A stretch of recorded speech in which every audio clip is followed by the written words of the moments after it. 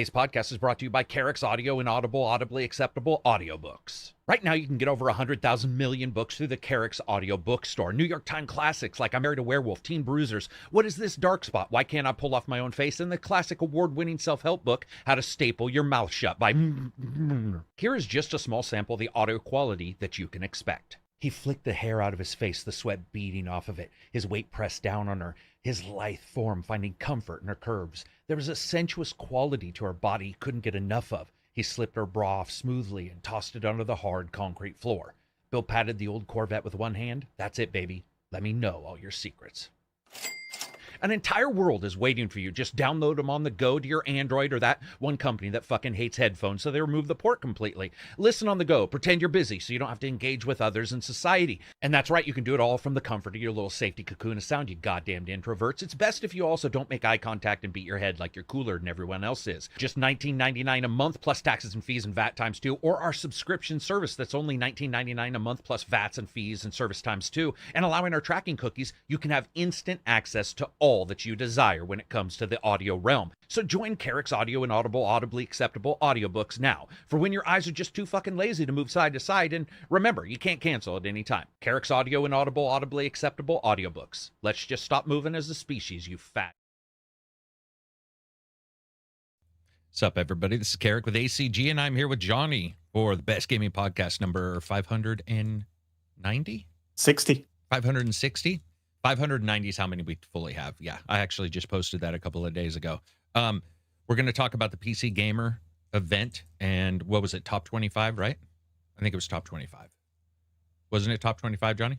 Johnny, quit typing. Quit typing. Get out of that fucking shack. Quit typing. Interacting with our viewers. I'm going to get complaints. What was it called? It was top 25 games most wanted, right? For the PC Gamer Awards.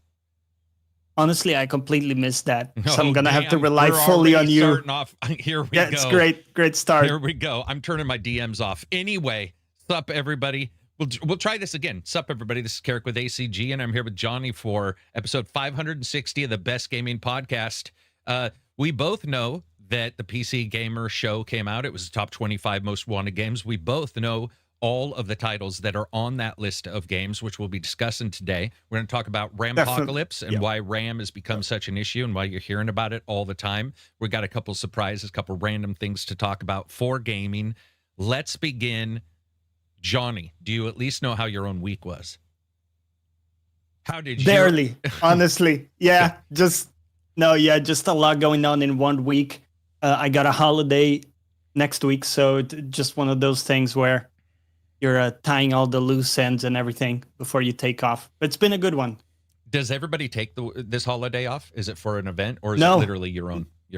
No, we get to take off our days whenever we want to. And for me, I just like the first part of December more than the last because I actually like those chill days where not a ton of people are in. Yeah. And I'm just, I get to focus a lot on something I choose to do those days. What when you put in the time off, do you have plans instantly? Like do you already know, or do you make the plan? Do you like schedule the days then make the plan? Do you make a plan for those days then schedule the days? I think I make the plan. Basically. Yeah, cart or horse. It's always that I feel like I could use some days off. So I kind of have that buildup of like, hey, it's going to be good, healthy time to take a step back from stuff. And then inevitably there are things I'm excited for. So usually there's always a game that's coming out or, right now I have a Lego set I want to do. So there's always like something. What do you get per, if you don't mind me asking, what do you get per year? Sure.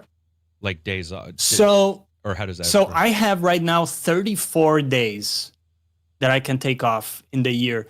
But it didn't start like that. It's just that because I've been at the company, for over 10 years, you kind of build up some extra days to take. Yeah, I had capped out my last job at working, and I didn't take my vacation, which I think pissed them off because I had so I had 9 or 12 weeks of vacation they had to pay me. over the 10, 15 years. Yeah, dude. And that was vacation. That doesn't even include the actual personal time, which they separated.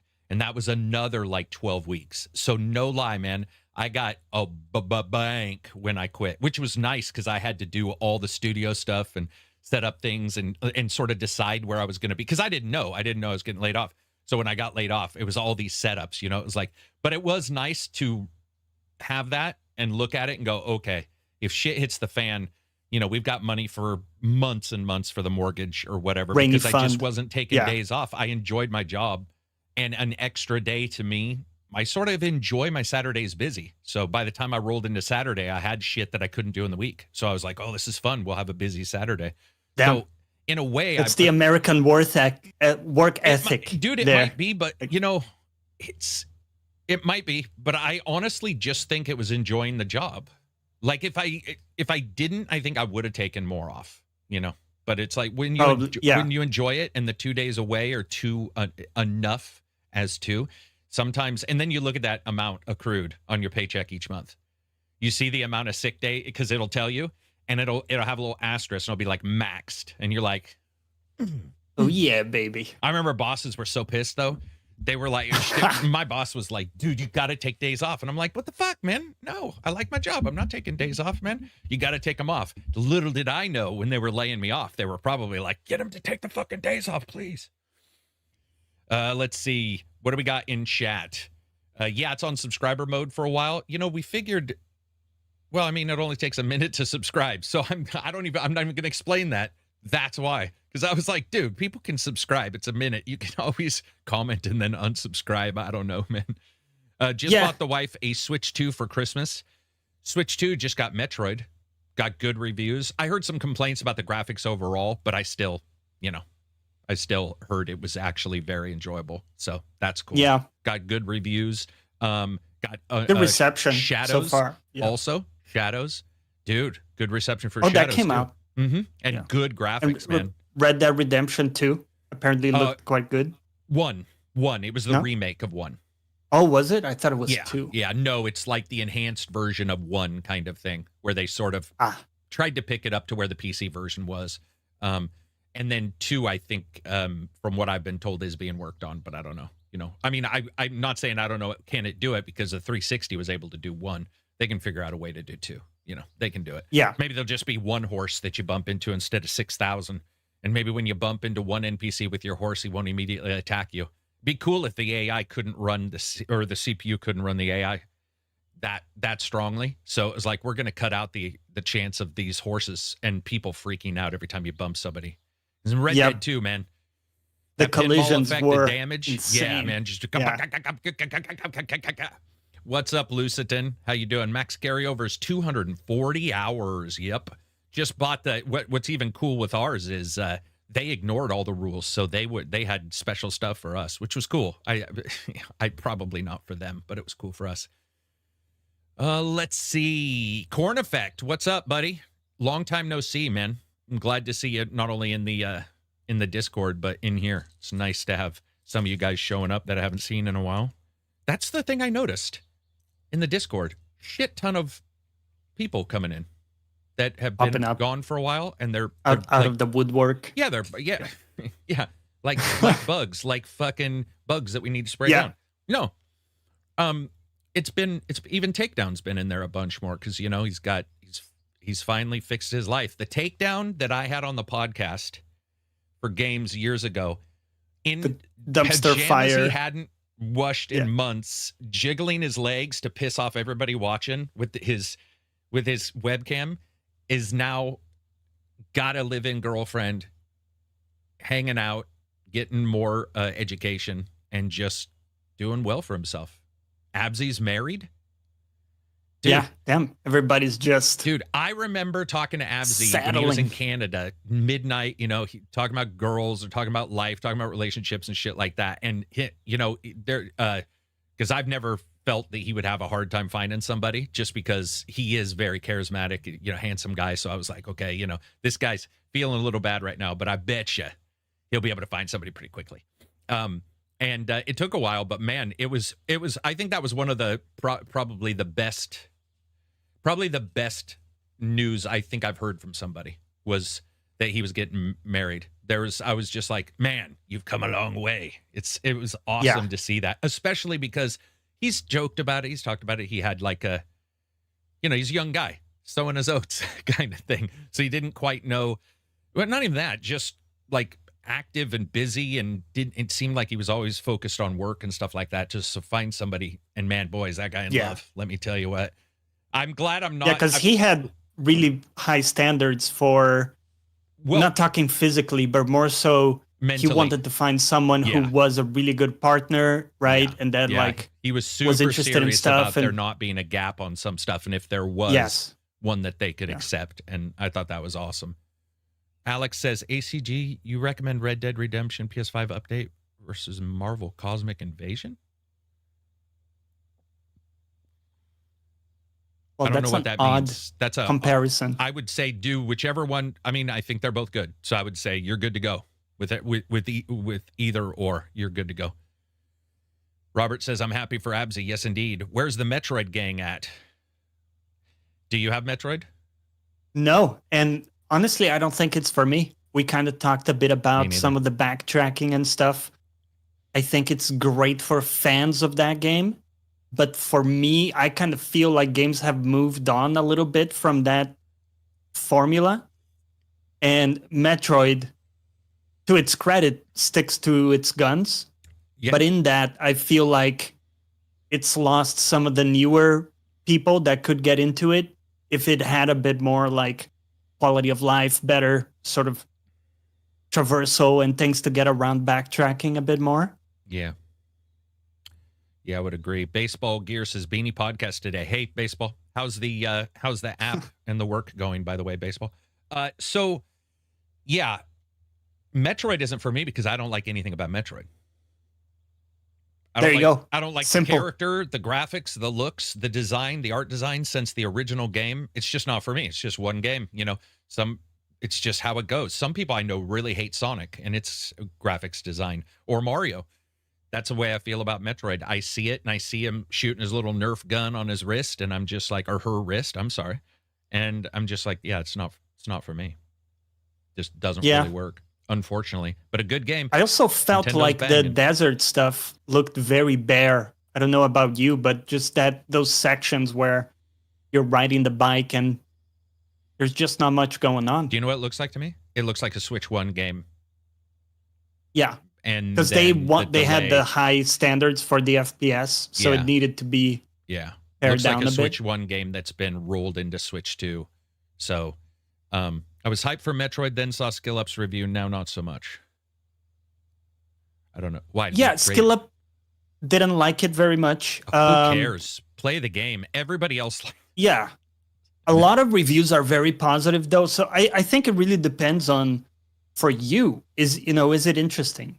Right. And I think everybody knows more or less like. Dude, and I mean, that's the thing is some reviews are reviews of the holistic thing. Others are the person's entire. He's definitely more of a I have a vibe kind of person now with the reviews. And I mean, I think many times even states, I like peculiar things or don't like peculiar things, whether, so. It's not really, that's why I think even the terms for the reviews aren't really good or bad. It's just like, I recommend, because he's like, it's just me. So you're really following him versus following the game, because there's people who review like, trying to think. Well, okay, I'll just say a company, but like IGN does a review. We both follow, I would say, IGN and myself, which is unfortunate I have to mention that, but we follow more of a review thing where you're trying to look at it objectively and not bring any blinders in, which is why I'll play a game from a series I hate just in case. And it turned out Death Stranding 2 turned out to be good. And then you go over to like other people who are a little bit more just like, this is what I like. And I got to tell you, even if I love somebody's take on games or we agree all the time, that's not all the time. It's actually probably fairly rare. So yeah, I would not worry about that. There's a shit ton of people who absolutely like the game a lot. So, And same thing with me, man. If you ever see me dislike a game, and as long as you get to the fun factor section, I should do a good job explaining it. If I don't, you need to flame me for it. But I think I wish more channels would do fun factors so you could explain why, because a lot of times they piece it through so they can have a fucking 35-minute review. By the time you're done, you're like, I don't even really know where we are anymore. So it would be easier that way. Damn, unsubscribed. Bye-bye then. Huh. Just cheesing. Don't unsubscribe. Love me. Yeah, I think whether it's you or Skill Up, there's always at least an attempt at explaining your point of view and why you feel a certain way. And that's where people need to see if they are along for the ride. You know, do they agree with those things that the person cares about? Or maybe for you, it's not. I think it's a bit more objective for some people than others, though. I mean, I think when you start there's like it's a lot gradient, of political that gets in, or little things about, well, I just like violence against. I'm bringing this up. I have no clue who's ever said this, but like violence against dogs or something. So I saw people hating on The Last of Us 2 something about a company because like you the shoot company the dogs, behind the game, and they were mad about dogs being shot. Yeah, same thing. Yeah, if you start bringing up a bunch of shit about the company, it's like we're really talking about the game right now. You know, like that's a little bit more where it goes. But yeah, everybody's different. There's so many people on YouTube to follow anyway now who do game reviews that it's crazy. Moving on from there, let's see. What else do we have before we jump directly in? We'll just cover the PC Gamer event, actually. So yeah, they did 25 titles that they were super interested in, stated were their go-to interest, high interest games. They showed who voted, and it was a couple people, a council of people that Co was on there, a couple other people, both people from the PC Gamer Awards, Frankie and the other guy, I'm sorry, I can't remember his name. And so it was really nice. Basically, they are not, when it comes down to it, you didn't get this situation where you don't know who's voting. They were actually very clear. They were like, here is who's voting, which I thought was awesome. They also showed a ton of games I wasn't really expecting, and that was actually pretty nice. I would say when it came down to it, there was ones I did expect. Obviously, GTA was on there. They counted up the total minutes of GTA shown. It's 4 minutes and like 12 seconds. And it's probably going to be the biggest gaming event of all time. Biggest entertainment event of all time, which is crazy to think games are that far along. But yep, that one is insane. The other one that they showed that I thought was very cool was let me bring up the list here. All the games shown at the PC Gamer Showcase. Top 25, right? Yep. So they did their own little article, which was nice. The first one was Reanimal. I was excited for that. I like that one looks good. I like, what was it, Inside 1 and 2. So was it Inside? Yeah, the one that just released. And this Inside Out. Isn't that's it just Inside? It's the two. I think so. Seems like that name's missing a word, but I'm actually really excited for Reanimal because this is the original devs of those games who've moved over to do their own thing. And boy, is there a lot of similarity. Wowza. There's a lot of similarity between those two games. So I don't know if that's going to cause an issue with anybody, or if there's an issue at the studios, or if everybody's just absolutely cool with that kind of overlap, but it's noticeable as hell. Baseball Gear says, it's been good. I've been using Claude Code with Opus 4.5, and it's been a great workflow. It helped offload tedious tasks, which frees me up to think about more intricate features. Tembo comes in with the save. Thank you, buddy. I knew there was another word. It wasn't even Inside, which was the other game. It was Little Nightmares. You rock. Thank you very much, sir. All right. Then sorry, something just happened outside. Then it caused me alarm for a second. Then they showed Grave Seasons, a farming sim with a supernatural twist. You still explore a cute, cozy town while tending to plants, but also investigate a magical murder. So we have now got to the point to where the garden games, which exploded 2 years ago, have now demanded or been demanded to add additional features. And this first one is a murder mystery. And be prepared for more of these. This is so atypical, or so typical of the way gaming goes, where they get like roguelike. After a while, they're like, whoa, can't do that. Roguelike, and we're going to put building sim in there. And then they're like, whoa. That's, we've got 2 or 3 competitors. So, yeah, again, grave seasons. And then they showed Batman Legacy of the Dark Knight, the Lego one. Dude, game looks so good. I mean, that Lego game looks as good, at least in the combat, as pretty much any game. Like, just, I'm so happy they added more involved combat, because that will just make the gameplay so much more interesting. Yeah, because I don't think adults have a problem with Lego anymore. It's not, I mean, it's a kid's thing, but it's also a collector's thing. Most collectors are the ones who have the money. And they've never been able to really explore those games without feeling like it was A to win, just A, done. So the idea of putting in more combat's awesome. Then at 22, we have Clockwork Revolution, which just, dude, I've got my fingers crossed so much for that game. It looks so fucking fantastic. It just looks fantastic. Now, Brian Fargo did a little blurb where he came out and was like, "Hi, everybody. I'm Brian Fargo." He didn't do that voice, but he showed up and he said that this was the most complex game he's ever done. I knew something was going to happen. Most complex game he's ever done. But I don't know what that means. I mean, Brian Fargo's games aren't complex. So, what was that one? Wasteland 3? Wasteland 3, yeah. That was fairly complex, no? Or do you mean more so with like mechanics or like well, it was just his wording. So, I mean, it could, can you guys hear the woof? I mean, well, I don't know. Let's look at it from a gameplay perspective. Maybe that's what he means, because first-person shooter and you have the ability to like change the world and stuff. But what I took it maybe to mean behind the scenes, like he just meant complex, like all the pieces.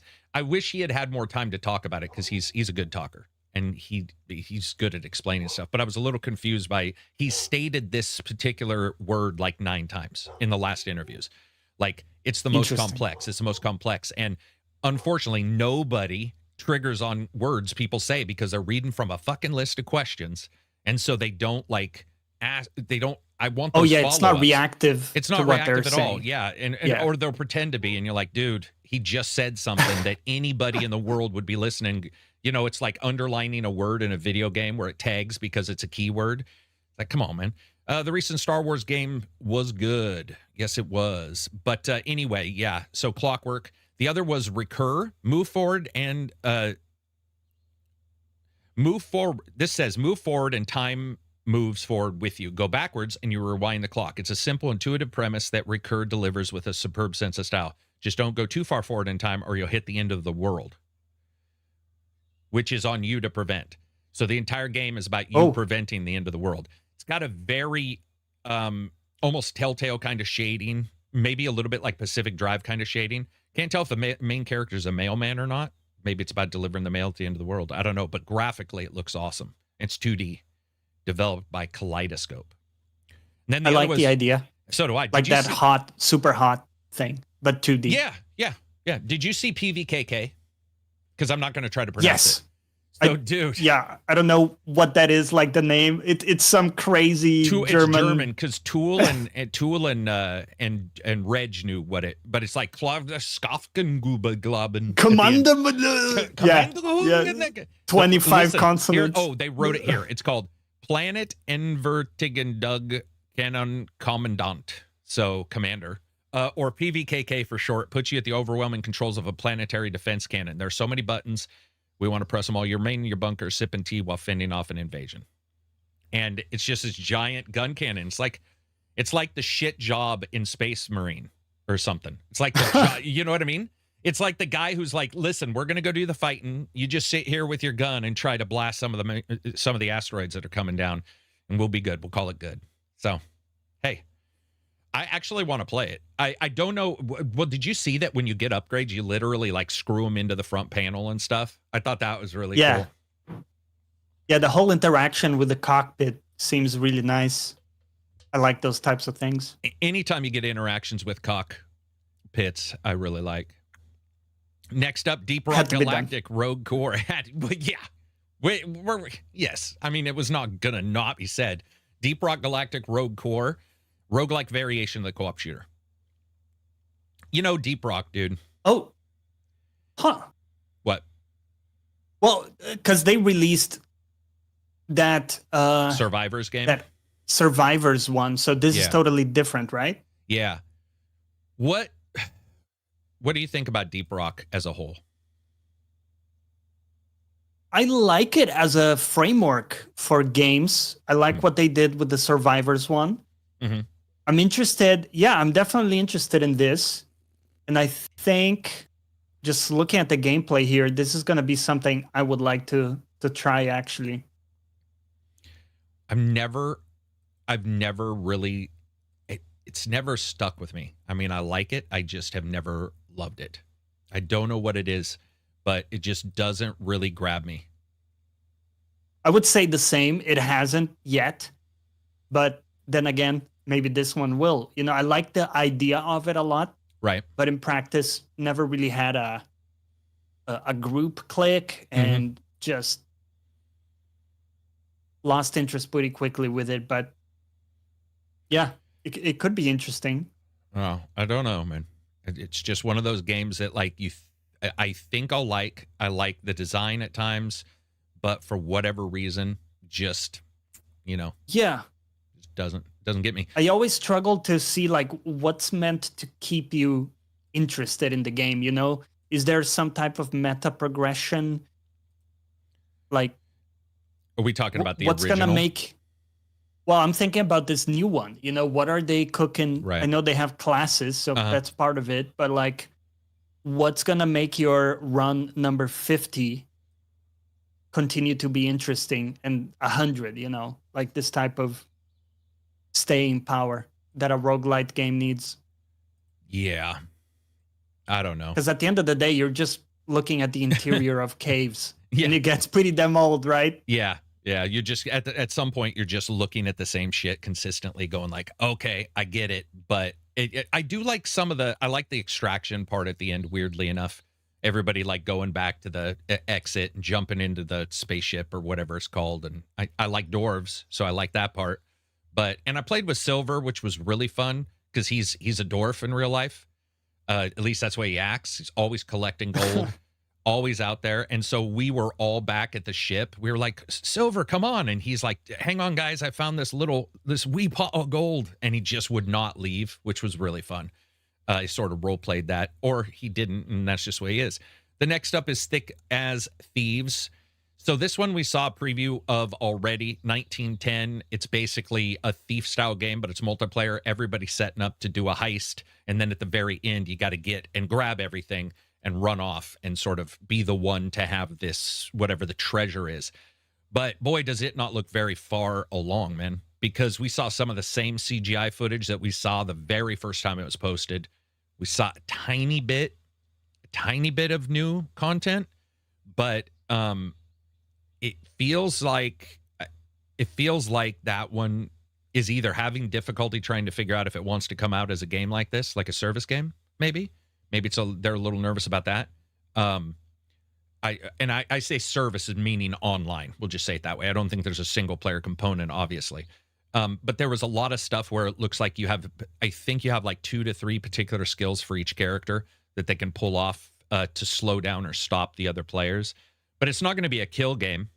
That wouldn't be fun because you just kill the other 4 players and run out. So it sounds like it's more along the lines of you'll be able to stun them, maybe confuse them, go invisible, that kind of thing. Yeah. But then most likely at the very end, you know, it'll be like everybody will know you're escaping, and you know the sort of artificial way games handle that shit, where like whatever you do at the starting may not matter because 3 people could just wait, let the one guy grab it, because at the end it's always that 2 minutes to decide or whatever, and the guy's running back and you're all just like, why did we even investigate the other stuff? So they're going to have to make sure that there's a reason for people to go out and do those things. Otherwise, you're going to get like Arc Raiders, where a lot of people just sit at the. I was gonna say, it's an extraction. Yeah, which has happened in every extraction game, you know, I've really ever played, where there's always somebody camping that, and I wouldn't want to camp in this game. Maybe it is that at heart. Do you think it is some sort of extraction Well, loop. It is definitely, because you do the heist and you have to leave with it. So, I mean, in the end, you know, somebody's extracting with it. But I assume with this one, since there probably won't be killing, everybody will get what they collect if there's other stuff in the game, money, you know, like in any thief game where you're grabbing gold and shit like that. So that'll be there. And then Clive Barker's Hellraiser. So, dude, it's crazy how popular. I guess, I mean, I know Hellraiser's popular, but it's crazy that a non-Halloween game that's like Hellraiser in particular, which is sort of hardcore for a lot of people, is this popular. But that game, man, they are going all in. Did you, if you get a chance to see the trailer, I'd check it, because it is I'm watching it right now. It is Hellraiser. There is absolutely no, you know, pulling of any kind of punches with that game. Just looks brutal. Yeah, wow. God damn. Oh, we'll talk about those games, guys. We'll talk about a couple of those games. Yeah, it looks, I mean, it's Hellraiser. Like, are you a horror fan? Not too much, man. I'm very open to it, though. I've liked the Resident Evil stuff quite a lot. But then again, they're not full-on horror. Maybe you would say they're more campy. Yeah. I mean, there's some horror in them, but yeah, they're usually not in the same way. Yeah, dude, like the giant baby. I like some of these horror, but something about Hellraiser's weird. It's a little like the Jason Voorhees Friday not Friday the 13th. What the fuck is those? Jason with Michael Myers. Halloween. You got the Halloween with the main solo unkillable style character. You got Jason Voorhees, main solo, you know, unkillable character, Hellraiser.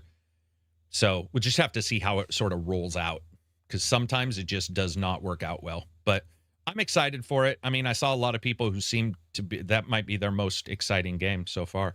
The other one, listen. I feel like I don't even know if this game's coming out, but it was on their list. Blade. Yep. Dude. We still haven't seen any gameplay, though. Anything. We haven't seen anything on that game. It's anything at all. Not even a glimmer, man. I don't get it. I don't. Man, does show it take me something that long? I want to believe. Yeah, you know, I want like, yeah, because Blade would be. I mean, I don't know. I think if I remember right, they got the actor who was going to portray him in the TV show that fell through. So he'll be the main actor in it, main game character. But I don't even think I've seen him posting like, did voice work today for the game, or you know, it's just dead. Yeah. So my hope is that comes out. But I like Blade. He's one of my favorite, I guess you would say, just hack and slash characters in Marvel, actually. Then the next one, Marvel, speaking of, Token Fighting Souls. A lot of fighting games in Marvel, or a lot of like Marvel stuff. Group Marvel stuff has been coming out. Because Marvel Galactic, whatever, Crisis came out, right? This week. Mm-hmm. Yeah. Says, who would win in a fight, Storm or Captain America? Could Spider-Man beat up Star-Lord? All questions basically answered in the show. But they decided they wanted a game. So, I don't know. Super high ratings on this for, like, people excited for it. I guess I am a little bit. Yeah.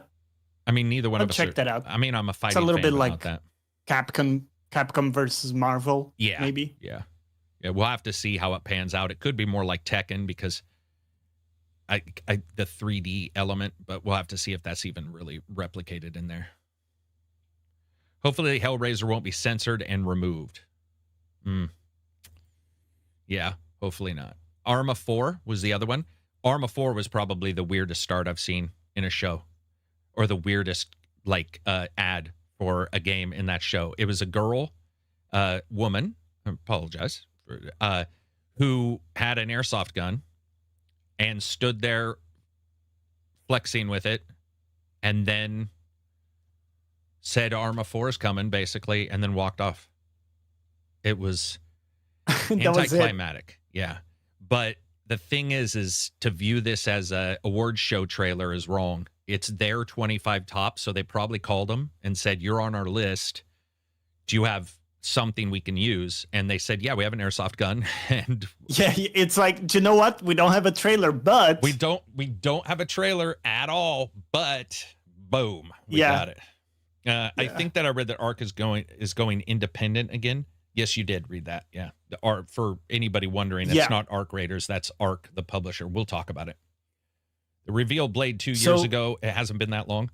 Well, it's been 2 years. Like, that is actually a long time. Like without seeing anything. Yeah, without seeing anything.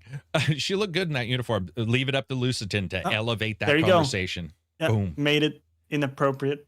Star Wars Zero Company. What do you do when you combine Star Wars and XCOM? A whole bunch of excited gamers command an elite squad in the waning years of the Clone Wars in Star Wars Zero Company, a turn-based tactical game.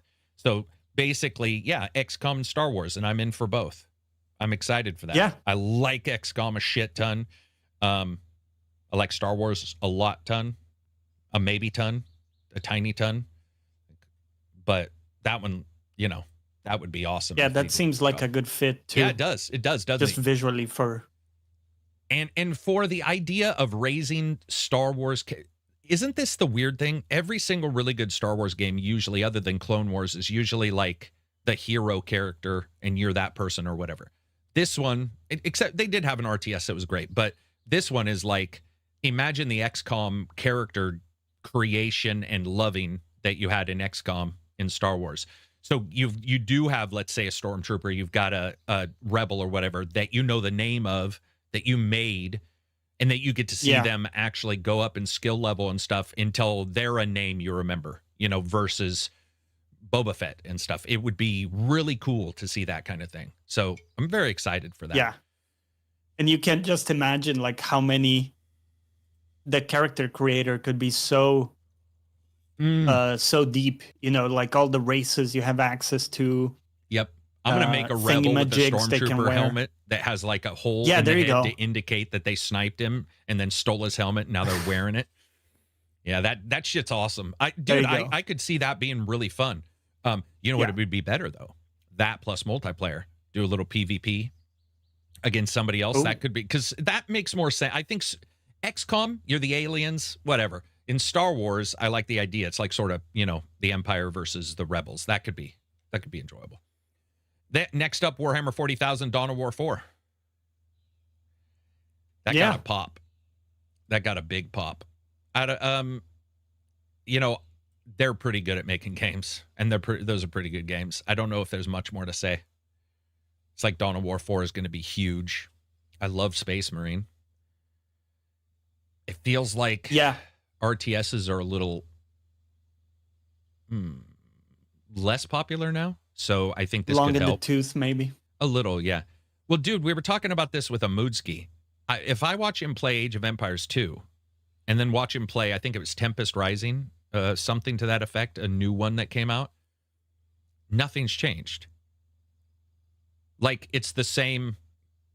True. You're still building the huts. Yeah. I guess maybe there's nothing. Well, there isn't anything wrong with that.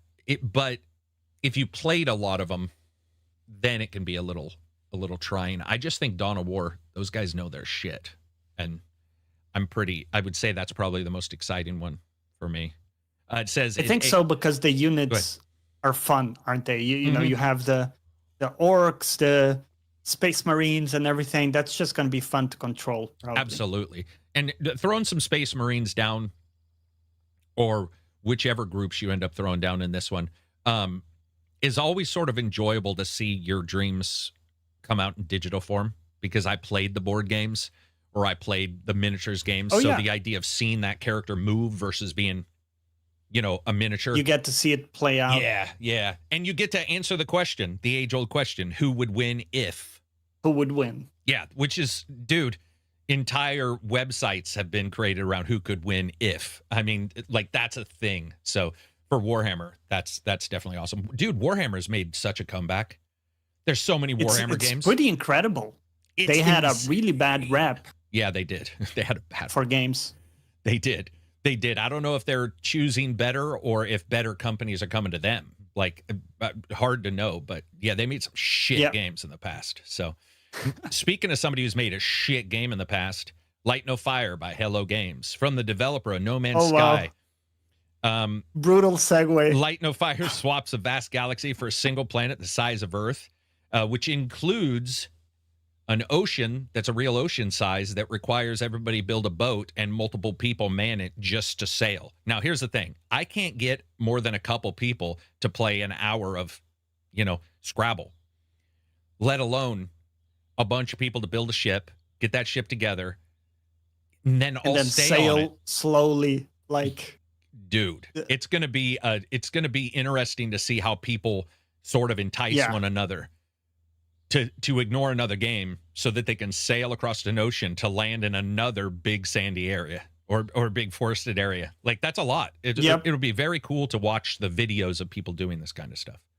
It reminds me of that game Silver talked about, where you got to sail a boat and everything was like real simulated life size, simulated. So you would just be out there sailing for like days in real, you'd spend several days just getting through, going through your time slowly. It sounds epic or getting seasick in a way, but like you said, who are you really getting to sign up to this journey? Yeah. You're getting some diehards fun. or tryhards, one of the two. Let's see. I think it's a streamer game. Ooh, that for sure it will be, but I'll tell you, a lot of streamers are going to tap out on that. Anything that requires, there's a lot of people who are going to want to bounce from game to game to game, but it'll be certain streamers who stick with it. They could get a huge audience, huge. And what's funny is, it's good he mentions that. I've literally been in conversations where people are planning the next big game to get there. Like, they're thinking of like starting, YouTube channels, websites just for a particular game, because if that one takes off, they'll stop what they're doing and jump to that game. Because if you do get a long-term game and you're known for that, you can get a shit ton of people following you. So, not necessarily for the love of games, but the love of them numbers. Dylan says, by the time we build the ship, my friends will go back to playing the same shooter they played for years on end. Yeah. And by the way, I was joking about them. Well, I mean, No Man's Sky did have some problems, but I think it's great now. So, yeah. And I think they've learned. I mean, I really do.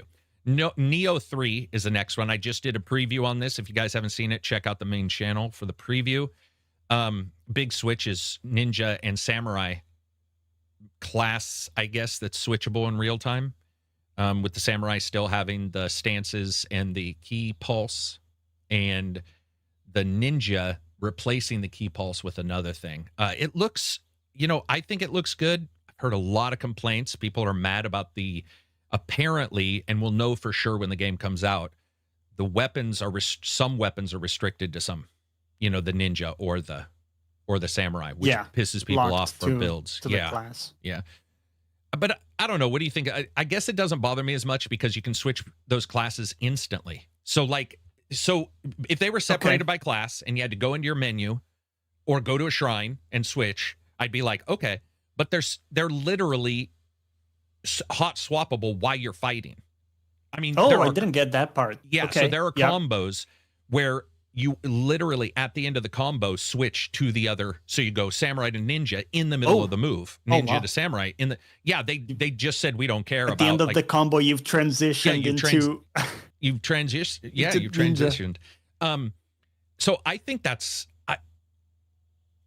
I guess it doesn't matter to me. What it really is it's almost like switching weapons, but you can also switch weapons in the game. Right. So it's another layer. Yeah, just that's like exactly right. The stance switching. That's exactly right. To me, it feels like you have the layer of each character having 2 weapons plus gadgets, and each character being able to switch instantly during combos. So to me, there's more complexity. I mean, I understand where people are coming from. I do understand that. But I feel like you can still outfit every weapon. You just outfit it to that. We'll call it a clothing type.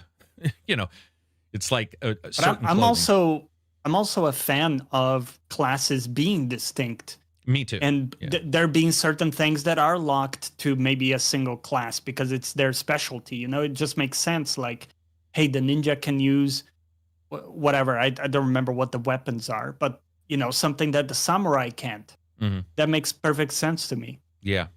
Yeah, I agree in that way, but I also do know people got set up because of the past 2 games where, everything full freedom, right?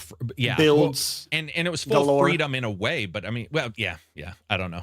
Yeah, I think it's fine. What I saw looked really fun graphically. It's like Onimusha. It's kind of like the same game, kind of graphically. Yeah, we'll just have to see because it's open field is what they call it, which means so basically you have these large areas to explore. Yeah, which is cool because you have 3 people. I mean, which is one more than we used to have, but yeah, feels like it's a little lean. And I made some jokes about Rise of Ronin in that preview, and whew, boy, did it make people mad. I said something like, the developers have learned from all their past games, blah, blah, blah, blah, blah. Well, maybe not Rise of Ronin. And just continued on, and people were like, what the fuck? It's the best game of 2000 whatever. I don't even remember when that fucking game came out. 2024? Yeah. Rise of Ronin was last year, right? It had to have been. I think so. Yeah, okay. Yeah, I think early last year. But that's a big cope, though, to say it was anything close to the best of anything. Like, even the people who like it, by the way. Yeah. You know? I think even people who like it probably wouldn't say that. It was typical internet. Let's escalate to the highest level. Next up, speaking of escalation, big walk, huge walk. Sometimes you just need to go on a big walk with your friends, but that can feel a little aimless. So this game is chock full of mini games and challenges designed to be completed with other people. Quite literally is a walking simulator with mini games all over it. So I sort of like the idea. I mean, I'm not saying I'd play it a bunch because getting friends together to play a game like that, again, not necessarily. You have to get somebody who's okay with walking sims, then somebody who's okay with all the mini games.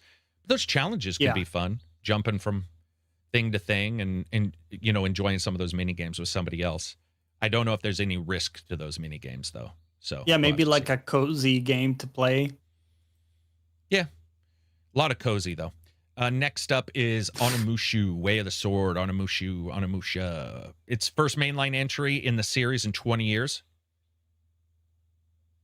That's it. Damn. First entry in 20 years.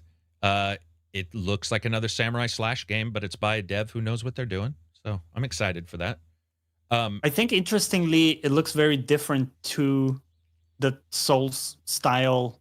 Yes. Even Neo, Yeah. It's still going to require a lot of skill, it looks like, but just a different type of game altogether. I'm doing a preview on Phantom Blade, which is another one that's in this group of games. And it's not only just so many samurai games, so many curved sword games, as we're starting to joke about, but also they're also doing something different. And so it is nice to see them say, listen, not every game needs to be a Dark Souls at all, at all whatsoever. Yep. We can do it this way. We can add difficulty on the side. We can add special bosses, which I liked. For example, one of the games I don't know if you played this, but I felt God of War with the Valkyries was an amazing way to add difficulty because the main game, even on hard, it was pretty doable. Not too challenging. Yeah, it was not too challenging. Sure. But you go against a Valkyrie and you're like, okay, this is a step up. And then that gave you they each one had a little backstory for them. And you're like, oh, dude,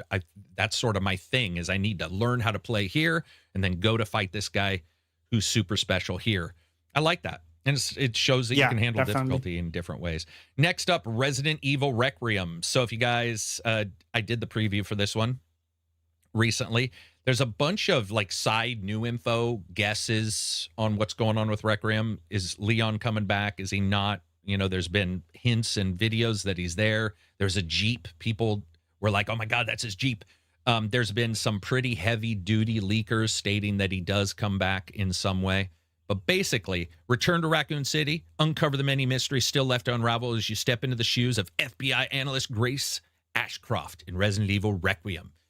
The only thing that bothered me about this one, I don't know if you got a chance to watch the preview, but this bothers me a little bit. They said, oh, we're not doing a horror game with Leon because he's too action-packed. Now, I like the idea of her, and I actually love FBI analyst idea because I think it might add to the investigative part. But I think that's bullshit because you can make a horror game with a character who is strong because the enemies can still kill you, which is a horror game in and of itself. It doesn't matter. it seemed like such a cop-out to be like, oh, yeah, well, Leon's too strong. We wanted to do this. And you're like going, and they said something like, he's seen too much. He's seen everything or blah, blah, blah. And it's like, well, are you admitting then that he's seen this? Are you saying that if a new thing wouldn't show up?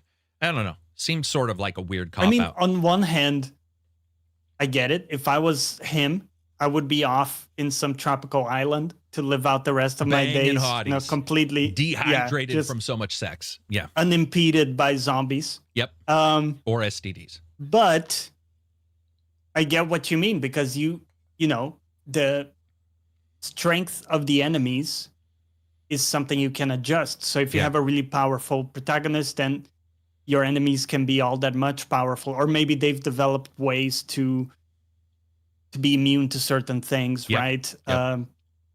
So you can always adjust that. I kind of get the idea of trying to ground it more so that the protagonist seems a bit more vulnerable, perhaps. I kind of get it. That's what I would say. I just think they didn't need that. But as a choice, I understand it. And I liked overall the vibe of the protagonist. I think it can be interesting. I personally also feel this might be an indicator that this character is their main character going forward too, because it's a brand new character with some heredity in the story. If she's good and people like her, I mean, an FBI analyst character, they have ins with the government, or ins with whatever, team you're working with, has the skills to do true investigation, which I would love to see a return to, because there is no investigation in fucking Resident Evil games. There's basically turning a statue by grabbing its nuts, and you turn it left, right, and it opens a door. There's no real investigation that really occurs in the Resident Evil games. And if you're sending somebody in, why would you send a person in if they're not either got a skill in investigation or a skill in military combat, right? That's why you're sending them in, or why she wants to go in. She's driven. Why would she think she should go in?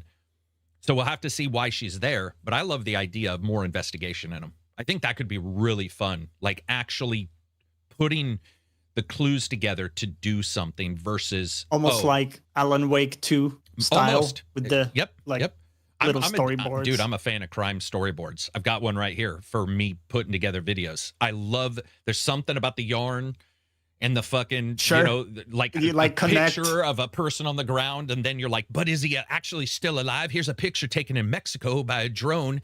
How did he live through the... Yeah, I love that shit, man. Oh, I love it. I love it in movies, too. Whenever anybody... You know how it used to be HUDs that look like Matrix? And everybody's like, look at the HUD. I can stretch it. I'm like, dude, that's 10 times slower than anything. Like, I can click through folders 5,000 times faster than going, enhance. So the crime board stuff, that gives you that mind map. And there's something so cool about drawing comparisons and drawing like little ideas between the two and trying to figure that out. Yeah, I hope they explore that in this. It would be really, really cool. Salisbury with the $10 super chat for the love of the games. Thank you very much for the super chat. I always appreciate it. It helps out the channel. Next up, Control 2. Okay, so listen, they didn't show shit. I do want to get that out. They were just saying Control 2 is their game that they're interested in. They weren't saying we're announcing anything, which was a little confusing to people, including myself at first. I was like, oh, wow, that was sort of a big get. I think I was talking to Indio. And then I was like, well, wait a minute. No, it's not. It wasn't a get. They were basically just saying Control 2 was one of the most look forward to games in 2026. Yeah, so fair enough. Fair enough, because, dude, I can't wait. I cannot wait for Control 2. I mean, I can, and I'm going to have to. But verbally, I'll say the words, I cannot wait. I'm excited as hell. I thought Control did everything Quantum Break failed at, and did a lot of stuff Alan Wake had made me like, and Max Payne had made me like. It's like, it's a lot of their work combined into one single title that did a lot right, man. A lot. The sense of atmosphere and Control is really good, man. I mean... Yeah, and the gameplay was way better, too. Like, when you compare it to Alan Wake the clunkiness and stuff. Even Alan Wake 2 is pretty clunky. Epic. Yeah. Yeah. Next up, Grand Theft Auto 6. Oh, there you go. Yep. I mean, what can we say? It's going to be the biggest game since, well, GTA 5, you know? Yep. Yep. Especially when you look at GTA, dude, it's not number one because it's not for them number one, which I get. They were showing who voted, and they don't have to be GTA fans, but yeah, I cannot wait for that.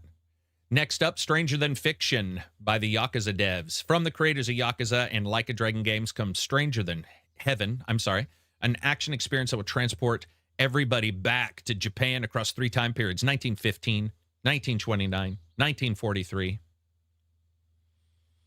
Graphically looks like a step up, too.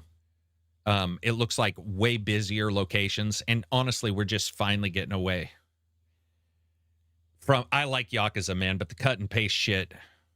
I mean, dude, I was playing... you mean like the Hawaii... Yeah, Hawaii was being basically the same island? It was a great switch away from the main areas that we did and all the others, but even Pirate was really rough. Yeah, Pirate. There were parts of Pirate where you're like, they've cut out a basically a neighborhood in the city and replaced the mountains replaced the fucking buildings with mountains. Like, it was, the cut and paste was getting pretty raw in those games. So I'm hoping this is their new series, you know? But it's Stranger Than Heaven in different time periods. What do you think? Time travel? You think different character? Do you think... Because I'm thinking time jumps. You think so? Because 1915 to 43, you're talking 30 years almost. Yeah. Well, I was thinking it's going to be like maybe his childhood. Okay. And then that, time skip to 29. That's him as like in his prime or whatever. And then maybe the final act taking place later. What if he's a Yakuza baby in the first one? He's in the little roller, and he's just beating people up for their money. He's like, already killed someone instantly. Yeah, with a rattle. Right? Instantly killed someone. He's only old enough to use the little stroller thing where their feet can barely touch the ground. But now the guys who dress in diapers will have like they'll be like, oh, he's one of us. Maybe he leads the diaper brigade or something like that. It could be amazing. He's just beating the shit out. Jam, he can throw it on the ground. People slip on it. Think of all the different weapons you can make out of just Gerber baby food. You splat a little bit of that like applesauce into somebody's eye. Pacifier would be a weapon. You do some pretty insane shit. I'm just saying, as a child, especially if the child somehow he had a full man's mentality. Okay, that's a little weird. I mean, it is Japan. Yeah. It is Japan. That is pretty Japan odd. does have anime with sentient babies, like fully sentient. I mean, like adult sentience. Yeah, versus or like a child. ancient creatures that look like tiny little girls. Like tiny. Like, come on, guys. Yeah, true. Yeah, so none of this is out of the realms. But I mean, it's called Stranger, than Heaven. I don't know. Yeah. Heaven's pretty strange. The city looked good. I agree with that. City looked great. City looked awesome. Yeah. Or what if it's a baby inside of a man suit? So like at the end of the day, he tears off his man suit and he's still the baby. He's time traveling baby. Dude, that'd be... So when you fight, you notice the top end of the character moves a little bit more. And you're like, this is so weird. He's got a weird animation to him. And then at night, baby strips off the stuff, sits down, puts his little tiny feet up on a table, barely able to reach the table, has a little vodka, just like a full... What if he can't age? But that's his suit. So each time period is a different suit. So you got like 1915, baby time. 1929, teen, got a little acne. And then 1943, this older guy with the sunglasses. And it's all just a baby suit. Wow. You're not with me on this. Did you prepare that in advance? No, because I'm fucking thinking about this. I think it would be amazing if the little baby comes home. He's paying the rent as the older guy, but then he gets in. And they always come into the house and they're like, why is everything so small for such a big guy? And he's like, oh, I just like to work out my knees and keep my glutes in shape. And they're like, okay, whatever. Wow. But it's all just for a baby. Okay, maybe not. I don't know. And they can't figure out why there's probably none of that. A diaper recycling kit inside. They're like, you have a child? No. Okay. Do you know how creepy that'd be? He brings a woman home, a little baby. It's like, I'm not well endowed, just so you know. Anyway, no, that would be the way it is. What is this? I'm reading Skimler. He says, Hellblade might be the game sound that most effed up my head. VR would probably be too intense. Oh, yeah. Dude, That was, I honestly, Hellblade has amazing sound. I don't even know why we're talking about it right now, but that is awesome. All right. Yeah. The VR version was pretty good too. Oh, maybe that's what he's talking about. I forgot there was a VR version. That would be screwed up to play that. It already had amazing binaural audio. Yeah.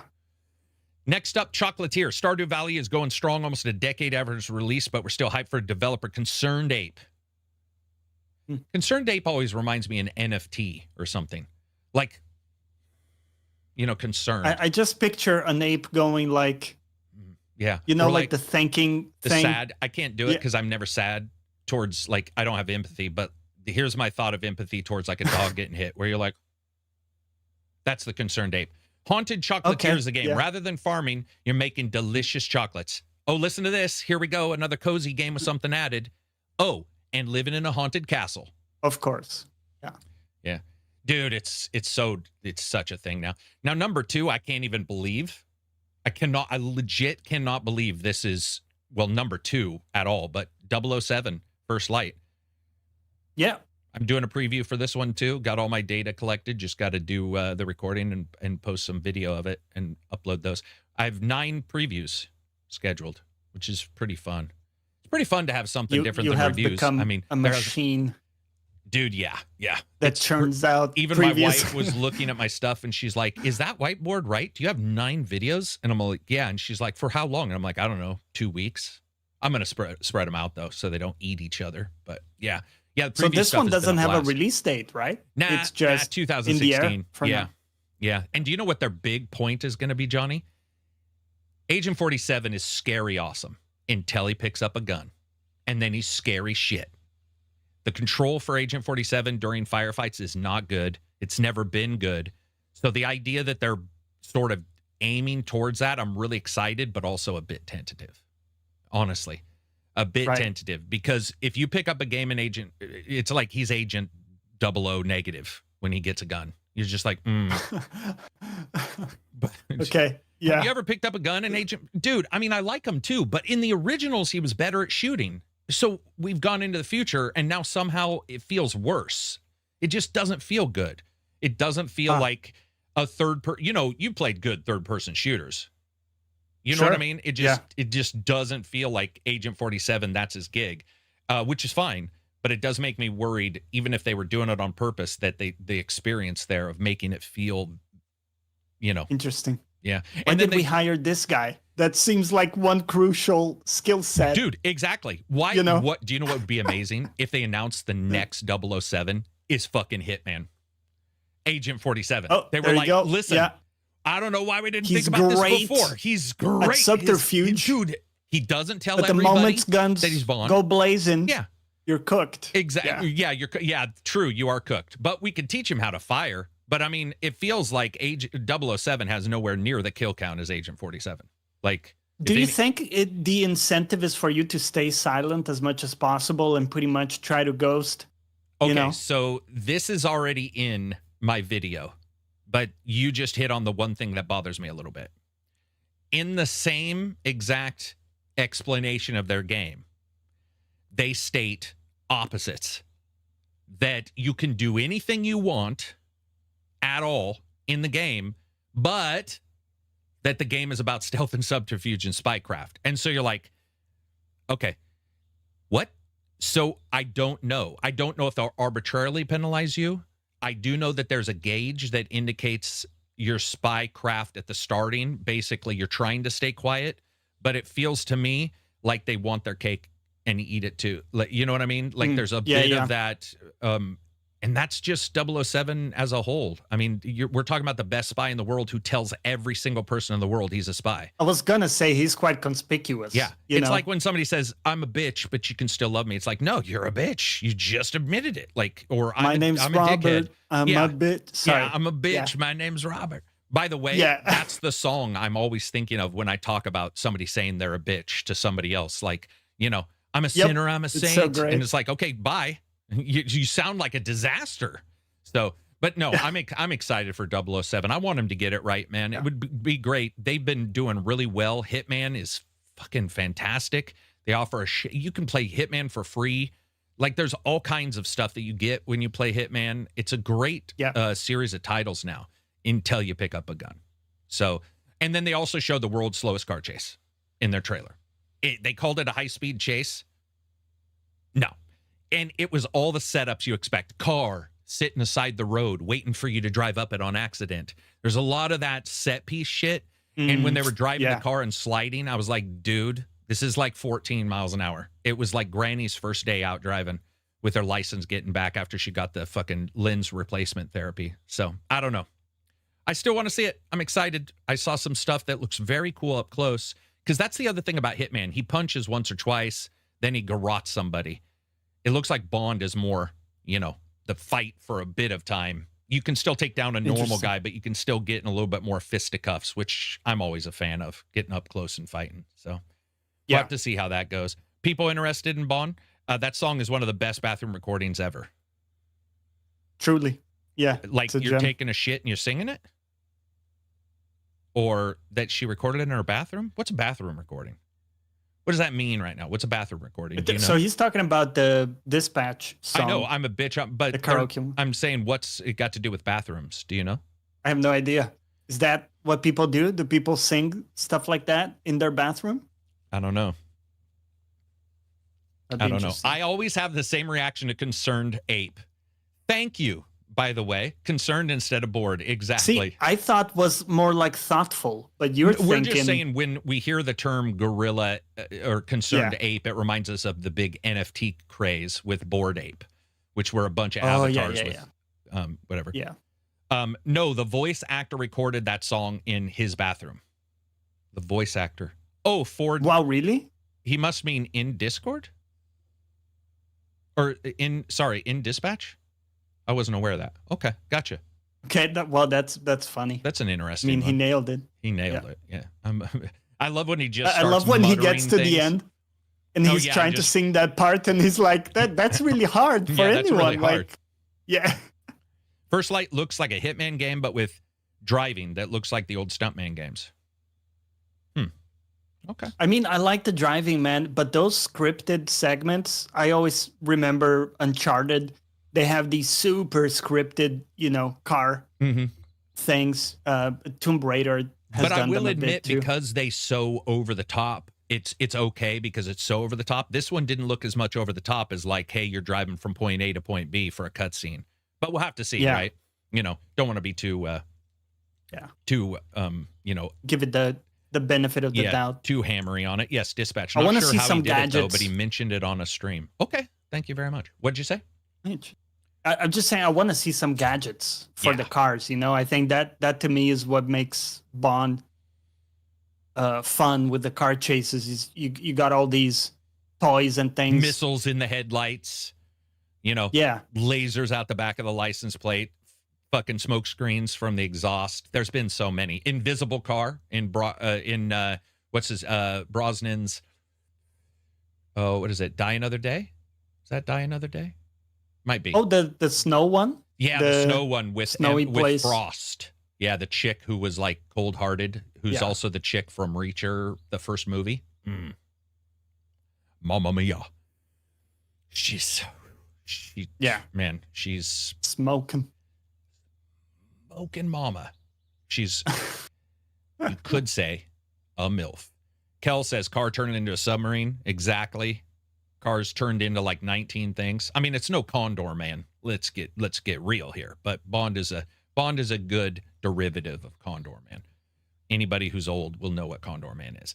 Ghostwire says, looking forward to it. Grew up with GoldenEye on the N64, then Nightfire, everything or nothing on PS2. Hope they can pull it off. Combat looks a little like Sleeping Dogs with environmental takedowns. Okay, there we go. Yeah, okay. People are excited for it. Next up and last, Slay the Spire 2. I don't see it. But you like Slay the Spire, right? So, real talk, I think it's in the top 3 of best roguelite games ever made. Number Slay 1. the Spire 1. Mm-hmm. However, so I'm a huge fan. However, I don't see a lot in this one. That's, you still have the same art style, the same flat 2D, very little animations going on.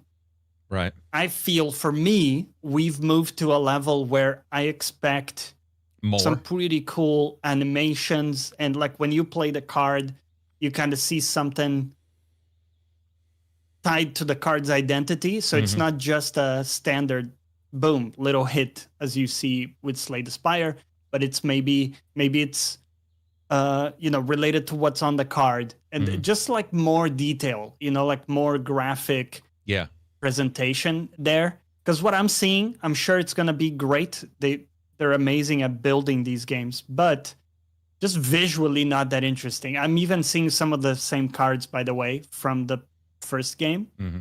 So to me, I want to see like brand new classes, brand new cards, some cool animations, and I'm not seeing it yet. Maybe it's still to come. Maybe they're taking the first one as a building foundation and then adding a bunch of stuff on top, which I would be down with.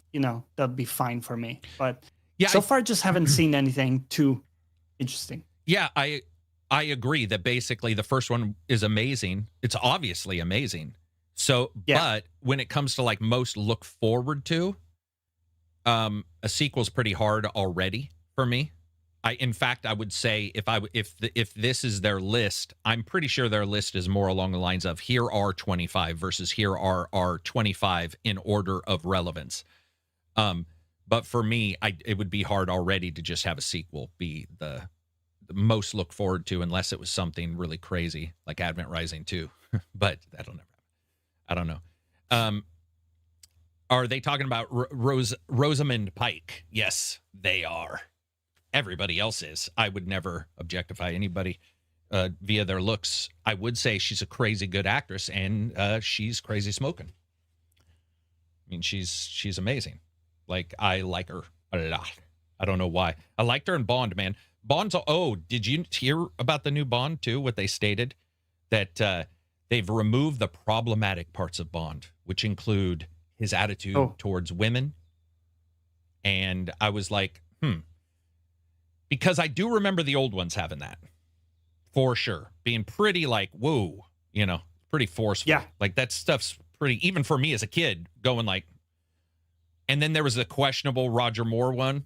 I think it was one of my favorite movies of all time with him, where he beds the chick, and as he gets ready to leave, I believe it's the daughter of the ski guy in the snow, and I think it's For Your Eyes Only, maybe, and she says something like, I'm only 16. And I was like, well, damn, that's straight up, you're in deep shit, at least now. Back then, it was sort of, and I remember Roger Moore in an interview later was like, that felt really weird because like the age difference was massive. Roger Moore being one of the older Bonds when he played him anyway. But I guess I didn't find the same thing in the, what's his name? The new one, Daniel Craig, I guess, because Daniel Craig was also chasing after the killer of the chick he loved. Yeah. Which, I mean, the first one was a bit like that. Casino Royale. Right. You had the flirty banter. But it was flirty versus Evergreen. I agree. No, it wasn't risque or any. I think it was I don't remember pretty safe, but. Yeah. Maybe the other ones, I stopped watching, I'll be honest. I think the last two I watched off the side monitor kind of thing. So if people feel that was risque, give me a heads up, because I guess I didn't pick up on it, but which might be true, Does this mean we aren't going to get any more Pussy Galores and Dr. Goodhead? Now that shit's funny. I forgot. So the names are definitely odd, but yeah, we'll have to see. Yep. They stated that I don't think it's a big deal. You guys know me. I don't care about romance in games. If it's there and it's good, for example, Uncharted 4, I'm all for it. All for romance in games. But the occasional bang, it's not really, it usually doesn't fit in whatever the world needs to be saved right now, but let's stop for coitus kind of game player. I don't really need it. Just all depends. That's it for their games. 25. There was some good games on that list, man. There was some pretty cool shit shown. They also showed some trailers of a cool space game that looked like Starlancer and Freelancer smashed together, had an adorable baby that grew up to be, maybe pretty handsome. We'll have to see. What I saw looked very cool. A little old school for that one. And they showed some other trailers here and there. But yeah, those were their main ones. No Time to Die had him with a woman young enough to be his granddaughter. Well, I mean, so did, for For Your Eyes Only, right? That had the snow chase with the guys with nails pounded through their motorbike tires. And I'm pretty sure that's the one where she admits she's way, way young. It was weird. 15, remember people, 50 no's is a yes. Yeah, exactly. Yeah, especially, I never saw Bond that way, but I guess I was too young. Though I saw a couple Sean Connery Bonds. They were definitely a little, and he was certainly, what's the term? Confident that men were better than women in those first ones. You know, like if a woman showed up, I think even in one of them, a female spy shows up and one of them's like, can't be a spy. But most of my favorite games or movies are spy movies with women. I realized that a couple days ago. Atomic Blonde with Charlize Theron. To me, there was no, I'm not attracted to that person at all. I think she's fan-fucking-tastic in that movie. Yeah. And then in video games, no one lives forever. So, yeah, we'll talk about that in a second. Well, we can talk about it now. Samsung. So that might be my new most looked forward to game. Did you see Samsung? No, I'm basically looking like at it Samson now. and Delilah. So it's sort of a GTA light with a main character that looks like a sort of a biker / I don't know, I can't tell, enforcer. Shows him roughing people up, throwing people into windows, basically American Yakuza in a way. And it looked awesome. Like that game went up to top in my list. Looks a little janky. It's early. But what I saw looked like, oh, man, that would be so cool to see somebody sort of attempt the Yakuza GTA Lite, but in America, because we just really, not a lot of companies are going towards that space. Are you watching it right now? I'm going to grab a pop. Yeah, that looks quite impressive graphically. I mean, some stuff maybe not quite there yet on the technical side, but like pretty ambitious. Also, I think so too. We're getting to the point of like visual fidelity that some of these ultra violent games are gonna start to feel weird, man. Yeah, because you're just beating the crap out of people, and you can see it in excruciating detail. You know, it starts to maybe be a bit too close. I have a dog barking. I'm going to let him out. Why don't you lead the charge on the next topic? Okay. Let's see here. So we talked about Metroid Prime. Arc Games separated from Embracer. So someone brought this up before. We wanted to talk about it too. This is potentially quite cool because Arc Games, let me pull up here, they actually had a list of games that I like a lot. So they've done some MMOs like the Star Trek one. Let's see here. Neverwinter. Yeah, and I think they did Remnant 2, if I saw that correctly. Have to look up the exact list here. Yeah, Remnant 2, there you go, which is, I think, one of the best co-op games that I've played. So kudos to them. And really interesting to see them kind of come out, be their own independent publisher now. And I'd be very curious what type of project they go next, if they go down an MMO route or something a bit more AA, which might make sense if they are truly independent. But either way, after Remnant 2, I'm excited to see what they work on next. And it's also kind of cool to see someone doing the opposite of being embraced by Embracer. Kind of break the trend a little bit.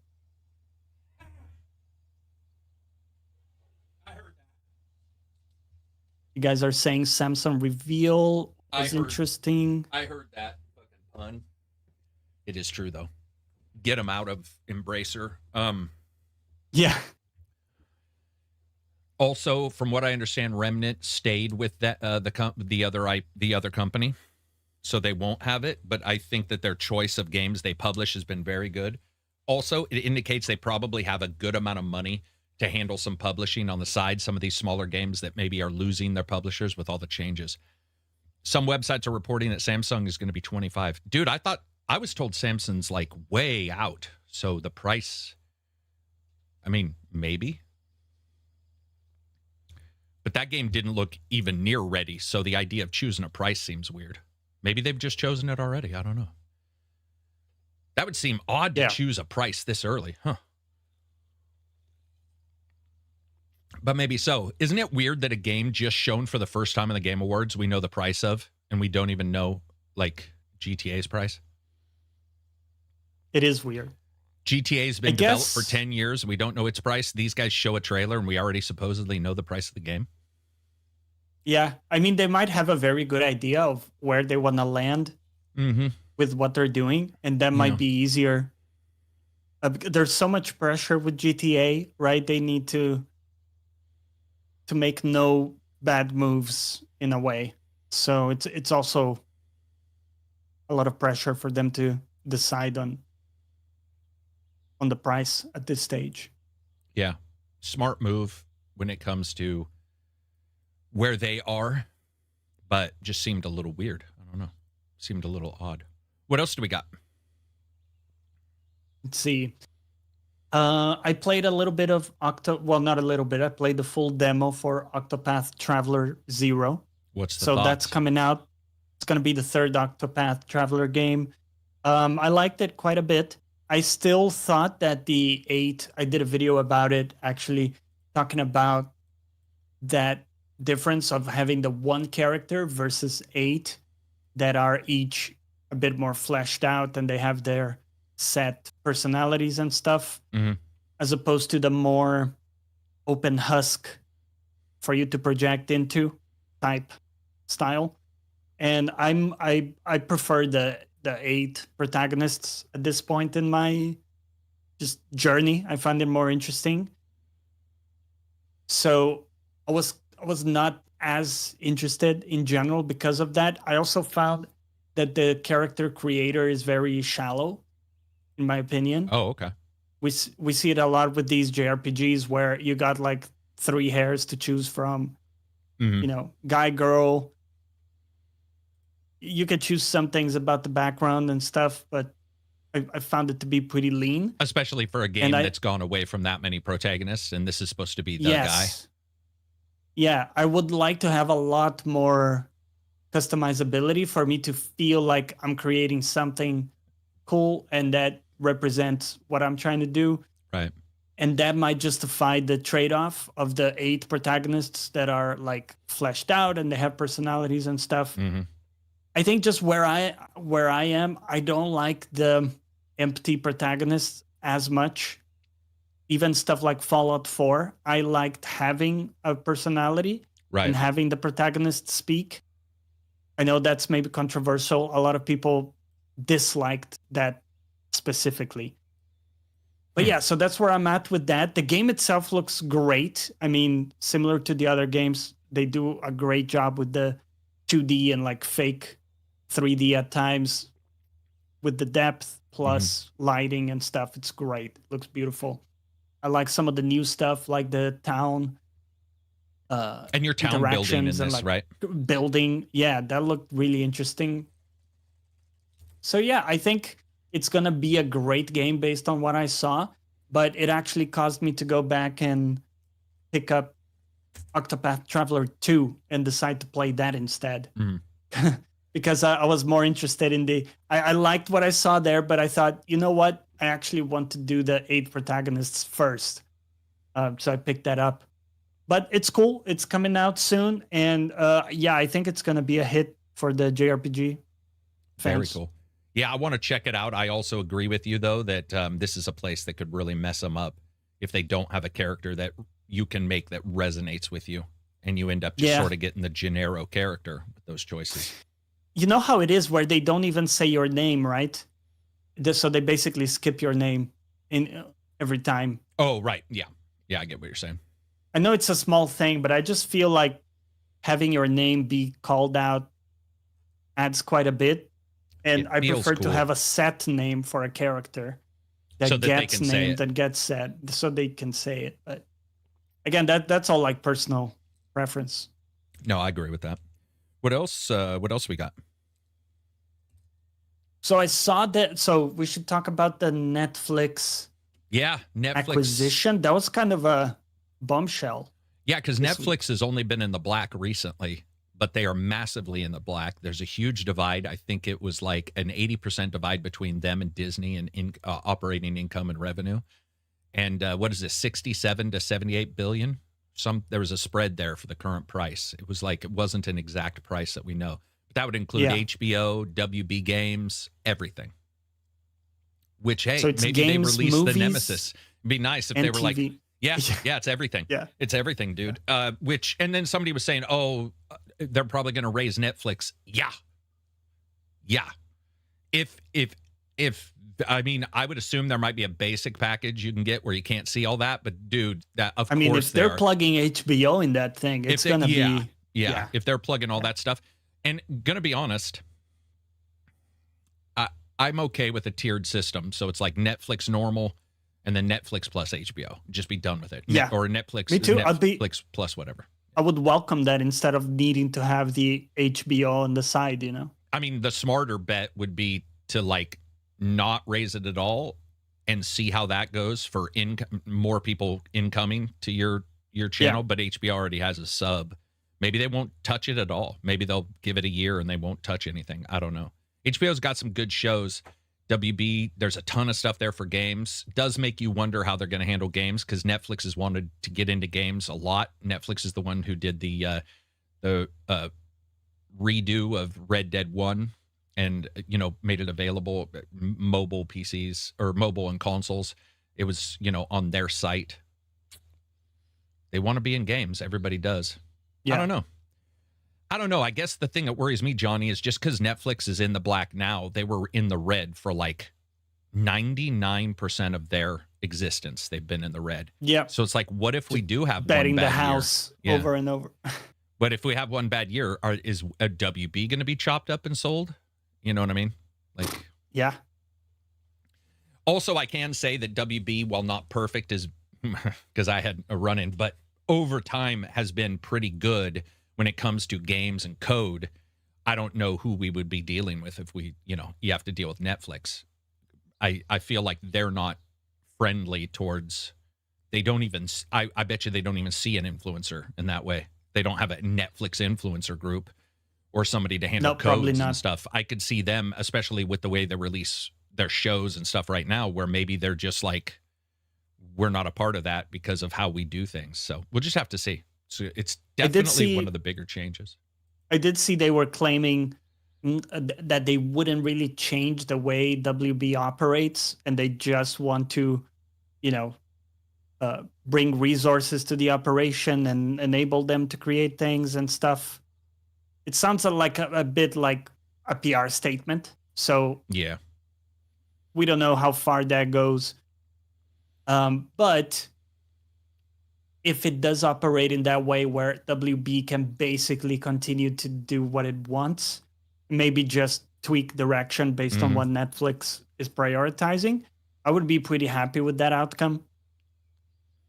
Yeah, WB hasn't been stellar with games anyway. So. Yeah, so what was the last one? Suicide Squad? Well, I mean, and Mortal Kombat 1. Oh, yeah. Yeah. WB specific, I'm thinking along the lines of like, well, Mortal Kombat obviously is sort of a grognard. It's not going to go away. But like they haven't really done much with Batman. They haven't done much with a lot of their stuff. So maybe with Netflix, maybe there's a chance of them doing more. But like you said, what if they just roll them in? A la Microsoft and Bethesda, where they just sort of rolled them in. Bethesda still does their own stuff. So let's see. Effort Free Me says, not a big Netflix fan, but I will say the lowest tier with ads has the most reasonable amount of ads, not even compared to anywhere else, and pretty good. And not many compare. Keep it because my wife likes it. Yeah, listen, I I have no issue with Netflix really when it comes to ads, or even when it comes to their price. I get a lot of content out of it. Yeah. It's the one I pay. I get Prime because I pay for Prime, and then I get Netflix, and I think I have 4 or 5 free, the free streaming channels to catch some random shit. So yeah, Nemesis now owns Netflix now owns the Nemesis system. So wouldn't it be cool if they just opened up the patent?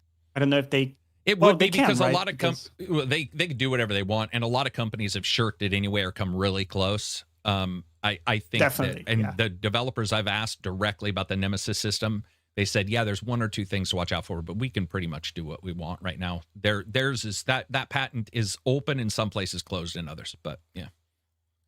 And by the way, the other thing is not a lot of developers want to do the Nemesis system anyway. I think everybody's under the assumption that if the Nemesis system was like not patented, suddenly everybody would just be doing Nemesis. Yeah. I don't even think you can buy or play the Condemned games because of weird copyright regulations or something. So you don't think you can buy or play them. So you don't know if you can or not. And because of WB's weird copyright regulations or something. That is a definitive statement, my friend. Vapor. Very definitive. I don't know, though. Condemned would be fun to play. I thought I saw somebody playing Condemned. I guess if you own it, you can always download it from Steam, right? If you own a game, you're always allowed to download it. I think that's sort of how it goes. What else we got? Let's see. The other bit of news I saw was that Where Winds Meet hit 9 million players in 2 weeks.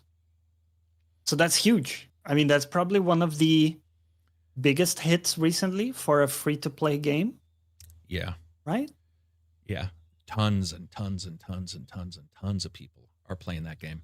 The game is really good for a free-to-play game. It just is phenomenal for a free-to-play game. I've enjoyed and I haven't every heard minute. Many complaints about, annoying micros or like stuff in the way. Dude, there's so free-to-play. There's just nothing in there that maybe it's because I don't like what they look like or something, but I just haven't even once wanted to get anything. I paid them by giving them a couple bucks because I enjoyed myself. But yeah, it's been good. It's a great game. It's got a lot of content. It's got a couple things that are weird, though. Like it forces a really high level of interaction for running a guild, much higher than I've ever seen in another game. You get the guild, you have like a 10-day gratis period, and then you have to pay energy points towards it by doing guild activities. Not too bad. I shouldn't even say energy. It's just money. But they're not super clear on how you get that money other than just a couple little events. And so it can feel really confusing because Black Ninja, Reg, Solar, myself, Cadiz, we're all in this guild. And we've been adventuring for hours and hours and hours and haven't got any guild money. So I had to look up a guide and go, okay, now I understand how to get guild cash. But I think with smaller groups, that's all you'd be doing because it's a ton of money. Or in the game, it's a ton of money to keep running. But maybe you get a ton when you do the job, when you do the side stuff. I don't know. We actually just said, fuck it, and just continued to adventure around and I think we must have a debt because that was a couple weeks ago. And I think I saw somebody playing today. So I think it's specifically the second Condemned games. At least I believe so.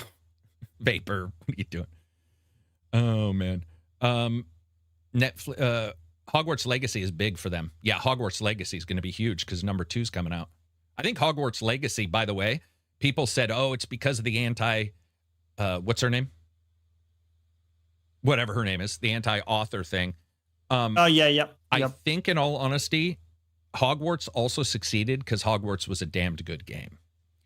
Mm-hmm. And J.K. Rowling. And for sure that caused a hubbub about anti versus, I'm buying the game because I like the game. I don't care about her, the back and forth. It for sure gave them extra sales and a good number, I'm sure. But I still think that would have done really well without any of that because, dude, it's a good game. It is. Yeah. Virtual debt collectors will soon show up for Carrick. What are they going to do? Email me and ask me for cash? I mean, you are right, though. They probably will. New region on the 12th for Warframe as well. Chinese devs are booming. Yes, they are, dude. They are booming, and they can turn around a game in probably half the time because they don't have any loss for labor apparently. But yeah, their work is good. They still sometimes, we get the what are the ones that haven't been great. Didn't they do Wulong? Who did Wulong? No, that was them who did Wulong. There was one I remembered I did not like Falling Feathers that much. Was not a fan of that one that came out a couple months ago. Definitely not into that at all. It just wasn't super fun. Wasn't as fun as I'd hoped. I'll say that. I'm playing Hogwarts Legacy for the first time, and it's pretty good. I like the laid back objectiveness of it. It's pretty good. It's pretty good. Yeah. It's pretty good. I mean, I don't believe in magic or anything, but it's pretty good. I believe in magic, and it's awesome. What else we got? I think that's it. We had some questions in the Discord. Let's do it as well. All right, this one from Ginger Nips. I mean, it's a great nickname. Anyway, what does he ask? He says, with the rise of LLMs, we might see the death of the dialogue wheel. If we can say anything we want to a character, how does game design survive that? How do developers account for a player derailing the plot with random conversation? And socially, will this thrive? Most gamers are used to silent inputs. Forcing players to verbalize their roleplay feels like a massive hurdle. Okay, first of all, I don't see the death of the dialogue wheel at all. At least not for every game. You'll see a game attempt it and try to figure something out. But what I see is something that I do in my database where you allow a person to ask whatever they want, and then you filter them down to the answers that you have using like tags and terminology. So if somebody says, what's this land like? That's very easy for the LLM to let them say it in whatever way they want. But the choice that they've chosen is what's in this land that's interesting, which is a normal dialogue. Directionally. Yeah, which, it just uses a soft filter. It takes those tags, goes, this person's asking about this. Which of these respond, or connect adequately to these 5 responses that we have? I could see somebody asking a bunch of questions and the NPC answering it, and you're like, that's not really what I asked. So that's why I don't know if the dialogue wheel would go away. Also, can I just point something out that I think people might be forgetting? Does anybody want to type a bunch of shit in a game when you're talking to an NPC? So, and by the way, weirdly enough, Windows in particular doesn't love microphone into your game as a typing. So you could do what Where Winds Meet does, where you hit a button and then you say something, then hit a button, then it translates. But that's pretty clumsy. So what your system would need would be to not only have all that, it would need to be to activate your mic only when you want it to activate, because you wouldn't want it to activate all the time as you're screaming at your dogs. There's a ton of idiosyncrasies that exist on the OS level. And you're talking to somebody who's doing this right now with my LLMs, where I talk to them, and there's still a little bit of a gap of going like, that's why voice attack works, because you say PC, blah, blah, blah. So maybe they tell the system to watch for the person just saying the first couple letters of something, but then you'd have to see the first couple letters. So I don't see the death of the dialogue system going away. I tested the Unreal MetaHuman, and I've got a video up about 2 years ago where I tested their pseudo game. It was an investigative game in a cyberpunk world, and most of it was talking. It was very enjoyable to do because those NPCs were trained simply on the world. But I don't see that every company would want to do that. I think that's the thing. Agreed. Is there is the death of nothing. The death of vinyl didn't happen. Yeah. It's just, I don't see it as being this all-encompassing thing. People are like, well, it could destroy jobs for sure, but then there will be people whose entire job is to anti what's currently popular, which is just sort of the what do you call it, the pirate radio side of PC gaming and console gaming, where there's always a dev who wants to do.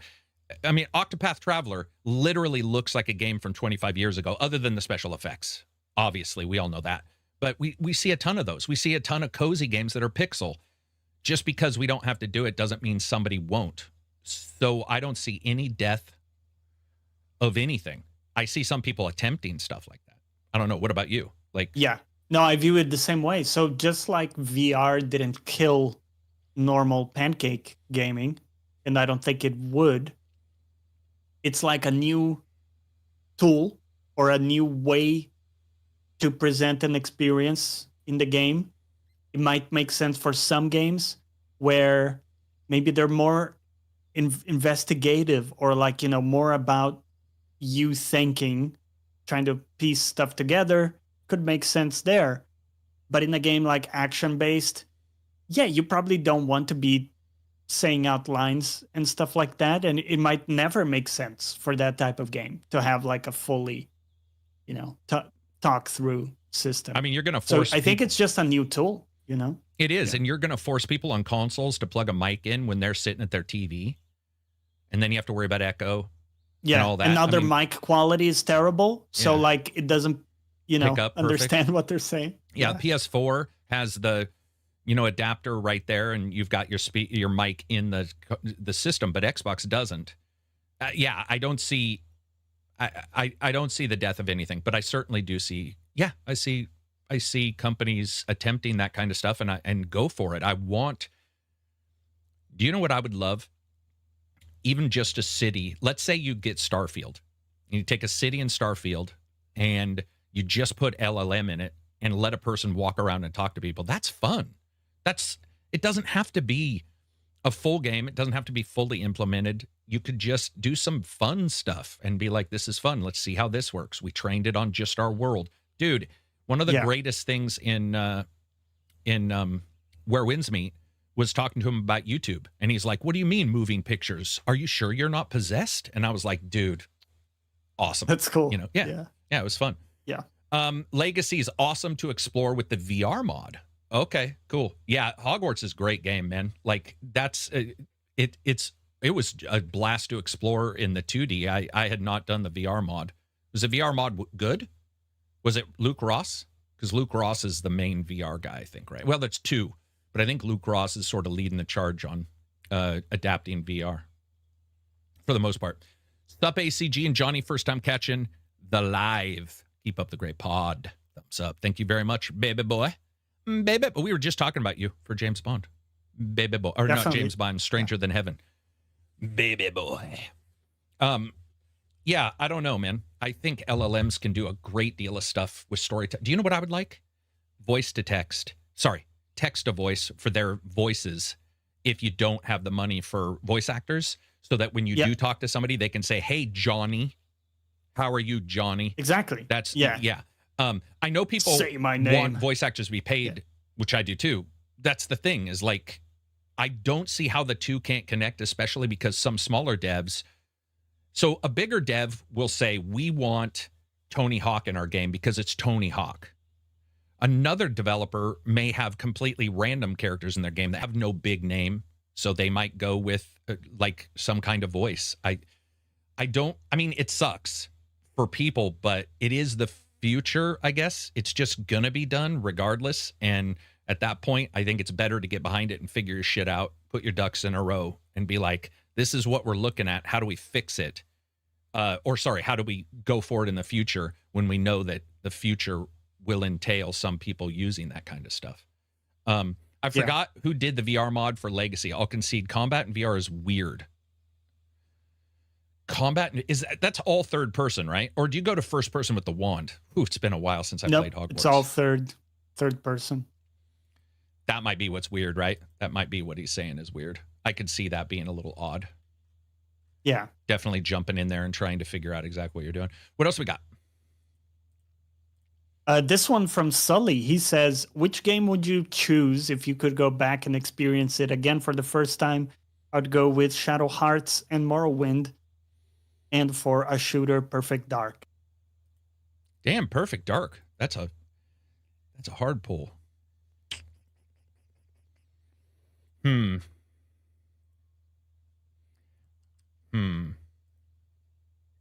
Yeah.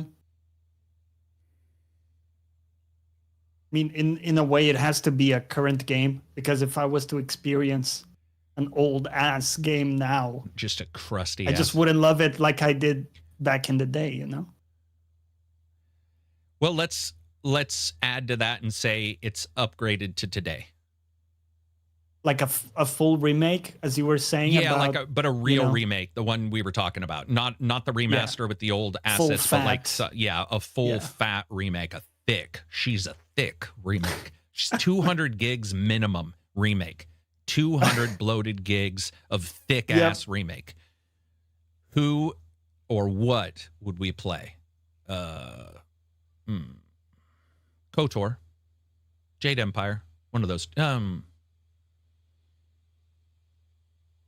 Yeah, probably one of those two. What about you? It's a tough one. Probably one of the older Final Fantasies that I liked, like 9 was really good. Yeah. And that would be great if it got the full Final Fantasy remake treatment. Yeah. Yeah, the thing is a lot of those games I think have these feeling of being old, so I always rue the idea of like just remaking them, but I would say KOTOR still has the typical BioWare writing style dialogue that's pretty much what in wheel dialogue drop down, and then combat that I sort of like nobody else did, but I mean not nobody, obviously. That's like, am I the only one on the internet? No. But yeah, probably those two. What else? Let's see. Sorry, my cat pressed a few buttons there on my dashboard. Hopefully everything still sounds... I got one. Mission Critical from Telegram. He states, what is the one time in your life you've been completely fucked over by another person, and how did you recover? Oh, man. That turned heady quick. Yeah. You know, maybe I'm boring. I don't think I've had like full-on enemies since grade school. Since like guys were fighting over fucking peaches and shit. Yeah, I mean, some of them I can't talk about, you know, because of like who they are and stuff. But I've had falling outs with friends or like people who used to be friends. He's talking about like getting fucked over by somebody. Yeah, like, yeah. You know, which I sort of understand versus just like, oh, you've lost your friends or you don't get along anymore. But like truly, I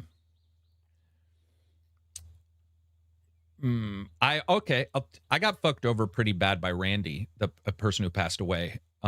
Pretty bad.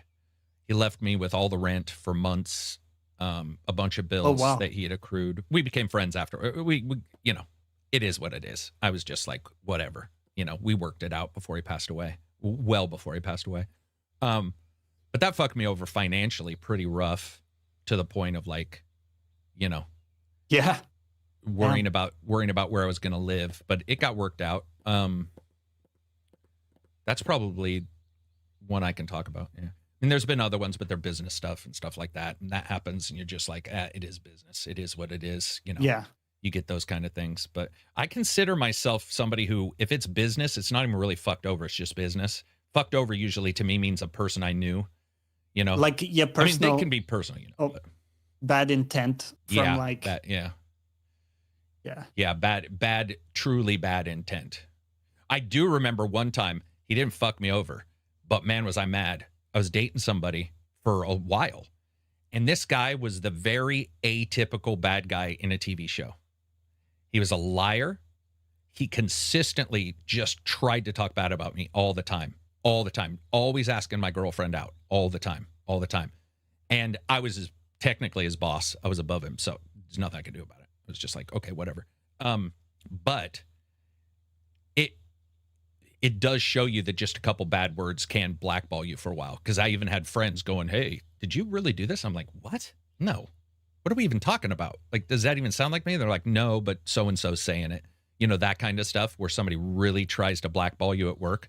But luckily, I think there's means to take care of that with HR and stuff. We didn't even have an HR person.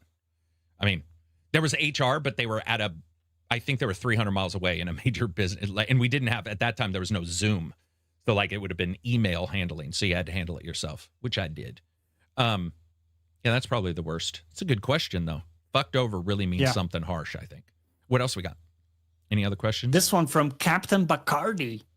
Do you have suggestions on how to quantify the impact of business relationships? Example, I work with 6 game developers and get great gaming design discussion, and that reflects in those less than 6 game reviews I did. Huh. If you mean for a resume, it's easy because you would just simply say something like have interviewed industry experts on game design, and you'd sort of plot it out that way.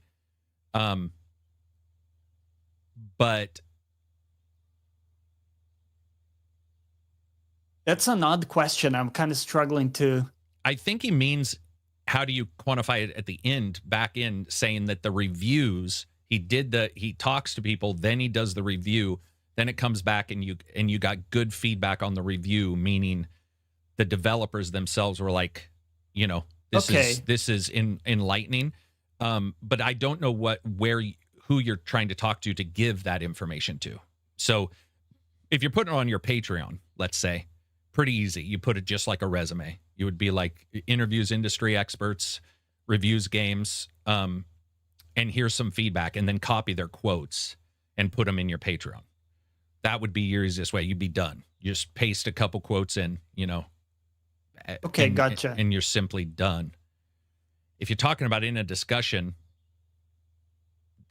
that's really difficult because you have to figure out a way to get it into a discussion. So it's like if you're talking to somebody, that is actually difficult. It is something that I think every YouTuber deals with. If they get good feedback from somebody, they found something or whatever, and you want to talk it up because you're proud of it, you got to talk it up and figure out a way to talk about it that doesn't feel forced. One of the things I always tell people, though, is to not worry about the forced part, because if you're we're on a podcast, I'm going to say whatever I'm going to say. I'm not going to control it. You're going to say whatever you're going to say. And if I ask you a question and you talk yourself up because you did something good, I ask the question, or we're talking about that. I don't give a fuck if it sounds like, let's say if somebody says Johnny's egotistical, I'd be like, no, he's not. We're in a podcast. We're talking about ourselves. He said what he said. If you haven't amounted to shit in your life, that's fine. Go take your misery elsewhere. But if we're just talking, that kind of stuff is fine. An accolades trailer for YouTube is something you see everybody do. I haven't done one, but I think they're a good idea, which is where if you go to their channel, you'll see a "Here's Why I'm Special" YouTube video. That's the same fucking thing. That's your accolades right there. That's a person glowing themselves up. So just like a game can have accolades from reviewers. 100%. A reviewer could maybe flip it. They could. And, Yeah, for sure. Yeah. Some people just let their stuff speak for them. And maybe if a person has a slightly different way of doing things, or they're really proud of something they do. Yeah. I mean, I've seen them on so many channels. Why should you subscribe to blank?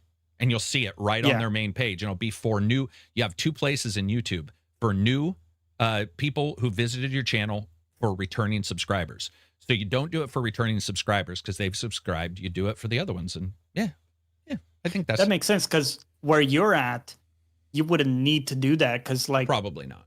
People know you in the game, right? Whether they like your stuff or not, they're they're aware of you, so they know what your style is and stuff. Yeah. And so you don't need to. It's almost like just word of mouth, I guess, with the people you've worked, and they know that you've stuck to your, to your embargoes pretty much every time. I think the only time was that, Redfall. Redfall. Talk about the worst game to miss an embargo for, or to focus an embargo. But yeah. So you should be good, bud. If you need more, you might want to just clarify that a tiny bit, but I think we got you on the right track. It's always difficult to know exactly what somebody means, but I think that's what you meant. I think that should cover both sides. We got any more? Yeah, we got a couple more. So this one from Jabroni Beast. Jabroni Beast. Yeah, I saw that name earlier. Jabroni Beast. It's a bit Italian. It's Jabroni Beast. Looking at a solid pair of headphones during the holidays and going down the audiophile rabbit hole has been really cool, seeing what's out there. what do you guys prioritize when picking up new headphones? And are there any little things that make a big difference that most people might not know about, like me? Comfort. Oh, dude, there's so nothing, big. It is the most important thing. I will gladly wear a headset that isn't as good sounding for whatever reason if it's comfortable. Dude, come on. It's just like VR. You're putting something on your body. It's like shirts. Somebody, you've had friends like that who probably don't like a certain material, and they don't want to wear those shirts. No matter how good it looks, no matter how well it performs to the ladies, so if you have a shirt that says, I got a giant slong, and you're like, I'm going to go to the bar, this is going to work for me, but then it's uncomfortable to wear, you're going to be remembering it's uncomfortable to wear the entire time. So comfort, without a shadow of a doubt, most important. What are small things? I would say if you can try them out before buying, would be huge. Or have a way to return. Absolutely. Like Prime, you just return it if you have to. Yeah. Did you return your giant tablet? I did. Because of the Wi-Fi was still bad? It was terrible? Yes. Yeah, I never got it to work, and turned out it just had a pretty bad Wi-Fi card in it, I don't know. I've been wanting to ask you that for ages, and I've always forgotten until now. Other small things with headsets, I would say, weirdly enough, replaceable or non-replaceable wire. So if you do a wired/wireless one, they've got a wire. A lot of companies will make the wire a piece of the headset. I fucking hate that, man. I hate it. Yeah, because you're tied to that, to the integrity of that. I have some brand new open-backed that are, well, they're semi-open-backed, and so they're a good mix of both. And the problem is, while it's a detachable wire, the fucking connector at the end is special. So you're still stuck. So I'm looking for a connector to 3.5 connector, which basically would stick into the headset. No matter what, I would never unplug that. I would just plug in the headset wire. I'm still looking for that. The wire is something you may not hear a lot of people talk about. I like a long wire. I like them long. I do. I just I would rather figure out a way to get that, out of my way than have a short one where you're like, so anyway, today on the podcast, because you're stuck. Oh, dude. Yeah. Like you're stretching, trying to grab something, but now absolutely, it's pulling. What other things are small that headband? How the headband, the pressure, that is a part of comfort, but that can even change. Yeah. But the headbands matter to me. This is a nice headband. I have a really nice pair of headset that has the double band, and I hate it. And there's two reasons why. Green screen, because it'll show half the band, and it'll show green screen by. I fucking hate that. Yeah. Second is, why two? Just figure your shit out. No headset should have two bands. You should be able to figure out a way, like every other company has, to have one band and make it be comfortable and make it be adjustable. I hate the double band shit. It infuriates me. It feels like wasted material for no reason. Yeah, no, I agree with that. Those are side ones. Do you care about color? I don't really too much. No, I don't. I would say for wireless, if you're doing wireless, make sure it has a good system for the battery. Some are really annoying with both battery life, but then like the replacing of it. What some do is that you have two batteries and then you can do a hot swap. And that's pretty nice. That's very cool. Definitely like those. The Steel series does that. Others do it too, but yeah, I would say like if it's wireless, look for either long battery life or easy rechargeable hot swap type thing. Yeah, I would definitely agree with that. Those are the small things on the side that I would say are the most important. Also, if you can get a 2.4 gigahertz transmission, don't go with Bluetooth. It's probably going to be you're going to have much better sound. You're going to have no latency, and most likely a farther transmission distance with a 2.4. Do you feel like, because you listen to quite a bit of music too, so I'm curious, do you feel that the high impedance headphones do a much better job for music and like detailed listening experiences? Like stuff that requires an amp and everything. Yeah, I have 600 ohm is the highest. And then I have down to 15, I think. These are 20, I think. No, I think that their responsiveness and how they work compared with a good amp can sometimes lead to snappier bass or an adjustment to how things work. But I think that what we're seeing now, and there's certainly nothing wrong with it, but I think that you're seeing something that when you go above the $300 mark in headsets, you're getting really into the shady area of like somebody with their pinky up listening to a spoken word version of the Grapes of Wrath or something. And they're like, well, technically, when I was listening to, the Herbs soundtrack, blah, blah, blah. And that's great for some people, but for like a person with an EQ, FX Sound, which is what I use for my PC when I'm not reviewing games because it can alter the sound, I use an EQ and I can get a shitty headset to sound pretty good and a good headset to sound great with an EQ. And you don't have to install EPO or anything on your Windows system. You just download it and it's a free software with an EQ. I think for the most part, the high ohm, it's just their choice. And once you dial it in with the proper, amp or DAC, most sound better with some extra energy though.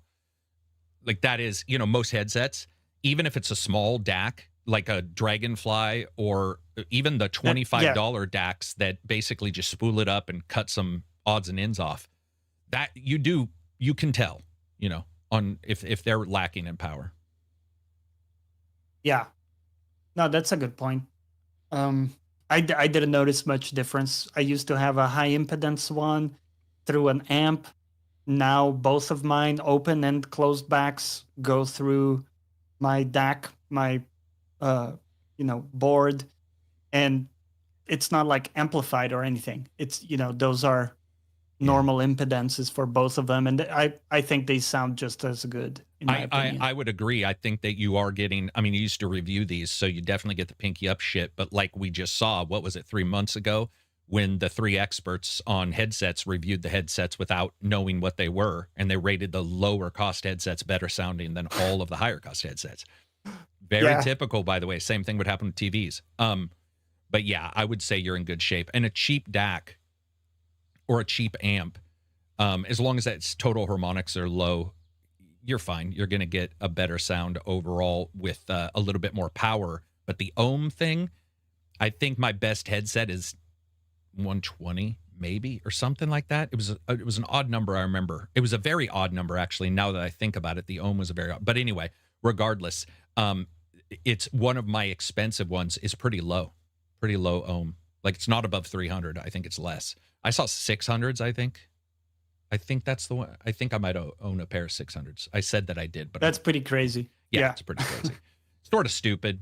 It is what it is. Not gonna change your world. What else we got? Last question. This one from Kel. He says, Helldivers 2 has an optimized client in beta that cuts the install size from 154 gigs to 23 gigs. What game would you like to see get similar treatment? I don't care about size at all. It never has bothered me. I'll just delete a game. But if Call of Duty is one that I hear people complain about, pretty much every install of Call of Duty. So, the thing about Helldivers, what they did was, I have some thoughts on what they did, but we'll talk about what they've said they've done, which is that they optimized it with use Nixies to help them optimize it. Preparing files in particular places they didn't think would work at first, but now does work, which is why they have a beta. Just so everybody knows, there's a reason why there's 2 branches, because they aren't 100% sure it won't cause issues. So there's a beta branch, which lets you use the super small version, and there's the original branch that lets you use the normal version. Now, I haven't checked into its stability. I don't know if you have, but I haven't heard any stories on the beta branch causing issues. Not yet. But especially when you look at their support for hard drives. So in a hard drive, what you'll do if you have a game is you'll copy 2 or 3 versions of the game on there. That way, the hard drive read doesn't have to go as far on the disk, because it looks for the next file and it goes, oh, it's super close to the inside of the disk here. I'll grab that. Now it's on the over here. So then the next read might be over here or slightly over here. And so you get this. But instead of having 1 copy, they have 3, 4 copies of the game bouncing back and forth. Smart move, smart way to do it. As you optimize it, you reduce those. And what they found was optimizing it, moving the files into particular areas, understanding if a person loads this level, they're more likely to load the next level, that kind of stuff. They did some optimizations there. and they've improved it, and they said hard drive speeds would be about 1 second longer for loading. That's fair. I think 1 second is fair. Yeah. I don't see any real issue with that. But I also do not see developers are at an impasse. They're told, we want uncompressed audio. You can't ever copy an old game sound, or we're going to track you down and do a YouTube video. And then they also say, we want super small installs. The problem is both of the things that we want are high, uncompressed many times assets. So you have these uncompressible FLAC files or Orbis, and then over here, you've got them compressed. And so you're quite literally at an impasse on what you do. And when it's a shooter game, and when it's a game like Arc Raiders, where they're known for their audio, I want to hear the guns sound. I mean, I like all games to sound amazing. Yeah. I'll take the 100, 200 so install. Yeah. Yeah. Yeah, because you know what? My hard drive isn't thanking me for not using it. Like, it doesn't make any sense. You know, that would be really weird. So to me, it's just, I can delete that. I'm in charge of what I download. I can figure out a way to get that game. Yeah. Yeah, I agree with that. And then I've heard people say nowadays it's not that pricey, right? Like, to get storage. No, it's not. But I mean, you've already got SSDs 800 gigs on most of these consoles. Yeah. So that's at least 3 of the big games, or 2 big games and a couple small games. Yeah. That's it. That's your games. Like, that's it. Yeah. Doesn't really. And now with the internet not having as many caps in most places in the world, re-download stuff. Yeah. Or like Xbox and PlayStation. I don't know how PlayStation works because I don't have one, but for the Xbox, you plug in a shitty ass 5400 Rust drive and use it as your backup, because it can put those games there. It won't play them from there. It'll put them back on your drive when you're ready, but you can store, a shit ton on a USB drive on the back of the Xbox and be good to go at any time. I mean, I have a really shitty old Rust drive that's like not huge. I think it's 4 terabytes or something. And it's where I store some games, but I don't store many of them. Usually if it says it'll take 3 minutes to move this, I'll be like, fuck that. I don't got 3 minutes. Delete, download the next game. Yeah. Was that it for the questions? Yeah, that was it for the questions. Let's talk a little science. Okay. What's on your mind? Have you been what do you think? Anything? What do you think? Yeah. What do you think this comet that everybody's freaking out about? What do you think? Alien? Okay. Or natural comet? Just so to make sure I got the right context, that was the one where they found detected a bunch of like life adjacent components. I don't know if that's the same one. I'm talking about the one that went around the sun and it's strobing weird and it's got a weird tail, and so Loeb, the scientist Loeb, is out there like, well, yeah. Here's 12 things science can't explain. Yeah. The one that had this eerie bright Atlas. Green light. Yeah, Atlas. Yes, Atlas. Yeah. So what do you think? Alien device that's slowly shedding little satellites to circle the Earth and doom us with lasers? I was toying with the thought that it's like an alien loot drop. It's kind of like passing by and or is it like a cruise, Caribbean cruise line where it's dropping poop right into the ocean, and all this is just stellar poop that it's dropping towards us? Either or, 50-50, could be either. Could be poop, could be loot. What if it drops a special golden gun and it just kills everybody if the person uses it? The fight for that would be incredible. That would be awesome. It fascinates me the thought of like maybe bringing a new element or something we've never seen. Yeah, something we've never seen. It becomes this like precious, ultra valuable commodity that we only have a limited supply that we grabbed from this thing somehow. Dude, I when you look at it, I don't see anything. So when somebody says science can't explain, as we talked about, one of the best explanations of like the flat earther style is, if you can't explain it with science in 30 seconds, you must be lying. And it's like, no, it's science. That's quite literally why it takes a while, because you have to be educated. So Loeb is out there saying like, oh, well, here's 12 things science can. Yeah, exactly, because it's a first of kind item. Like it's only the third that we've seen. And it's first that's doing this kind of stuff. And you have people just freaking out. It's like, dude, it's a comet. It's a comet. It does exactly what a comet does. If it was a spaceship, do you think they would just be like, you know, circling around and fucking losing parts of itself? That'd be the world's shittiest spaceship. Can you imagine a spaceship? Dude, that's Firefly. Just out there orbiting. Just out there, shit flying off of it. Fucking, dude, come the fuck on. But if, let's say, as it's zooming by us, we get a message that says you are not alone. Other than singing the song, being "You are not alone," what would your thoughts be? How do you think you'd handle? How do you think you would handle "You are not alone"? Would that adjust your trajectory in life, knowing that we were not alone? I mean, from a practical standpoint, right? I still gotta come into work like. Okay, not next week because I'm on holiday. Yeah. But you get what I mean. It doesn't change. Yeah. Yeah. It doesn't change my day-to-day at all. Just like as if we live in a simulation. Mm-hmm. Like nothing changes about my interaction with the world. Yeah, your balls still stink. But you got to shower no matter what. Got to shower. Yeah, the simulation does stink. Right. Yeah, they got that. It simulates smell really well, unfortunately. Anyway. Yeah. However, it changes. I mean, I think right now, my assumption is life is pretty rare. That I know this is not decided or anything. This is just like what I think makes most sense is that the universe is really big. Life has for sure happened and come and gone in other places.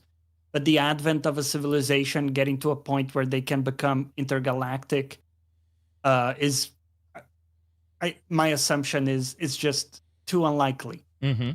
And that if it has happened, we just haven't witnessed it. You know, maybe it's happened in other corners of the universe. Yeah. So that's where I'm at. And so to see a message like that, I would be very surprised. And it would change.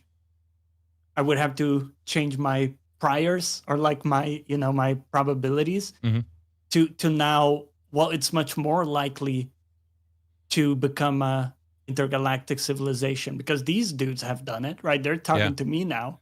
So that's cool. That would change my outlook on that, basically. Because right now I'm assuming it's not really possible for you to become like a Kardashev, level 1 civilization where you're getting like all the power of the sun and then traversing beyond what the speed of light can do and all these things. So to see that message would tell me that it is possible in some way to transcend those limits that we see. I'm sure somebody's done the math. What would be your... I already believe there's alien life in other places. Fear? So I would be like I'd go, my probability of life is either higher or in some other way they saw like dinosaurs and thought they were people. And so they sent it a while ago because the one thing is they've done the miles per hour it's going and you can pretty much figure how long it would take from like Sagittarius to get to us. And it's still, a great deal of time. So here's what there would be a couple things. One, alien technology would be so advanced, not because of the speed of the craft or that it got here. Not at all. It's the fact that it would be able to translate and speak English by maybe listening to what we said, listening to radios, and going, okay, this is their English language, or we don't even know if it'd be English because technically English isn't spoken near as much as Chinese, right? So the chance of it saying, like, you are not alone in English is actually pretty low.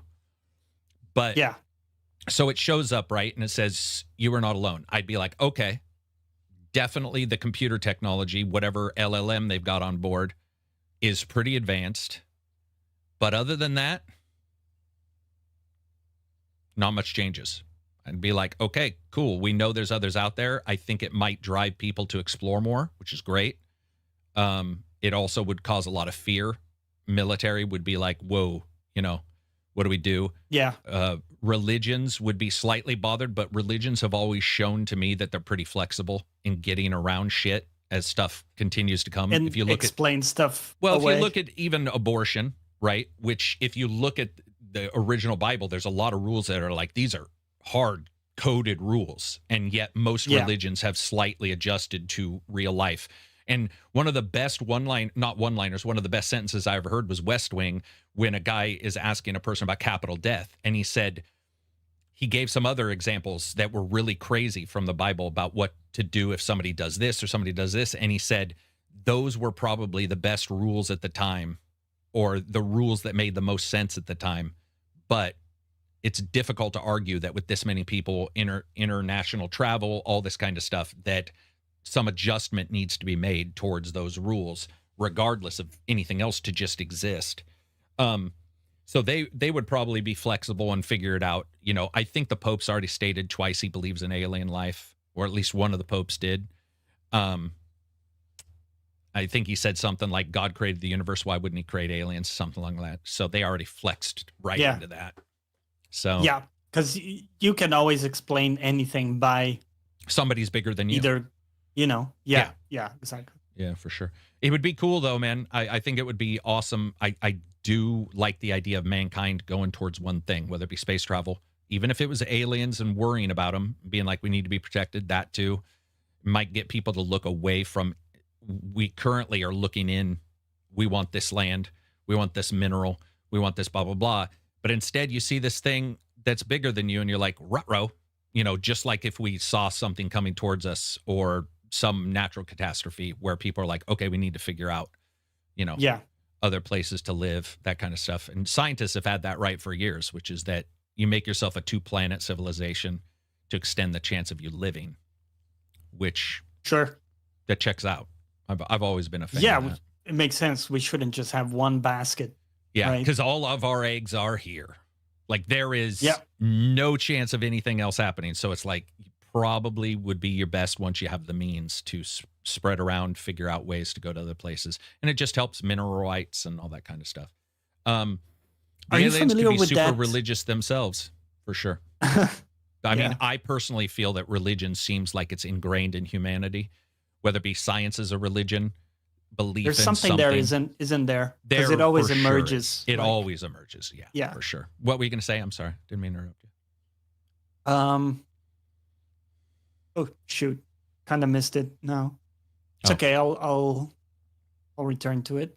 But yeah. I was gonna ask about the dark forest idea, which I think, if I remember rightly, it's something like if aliens find us, they would be compelled to destroy us out of some type of game theory situation where basically it's lose-lose unless they opt for just getting rid of us, you know, removing us from the equation, because the risk on the other side would be too high for them.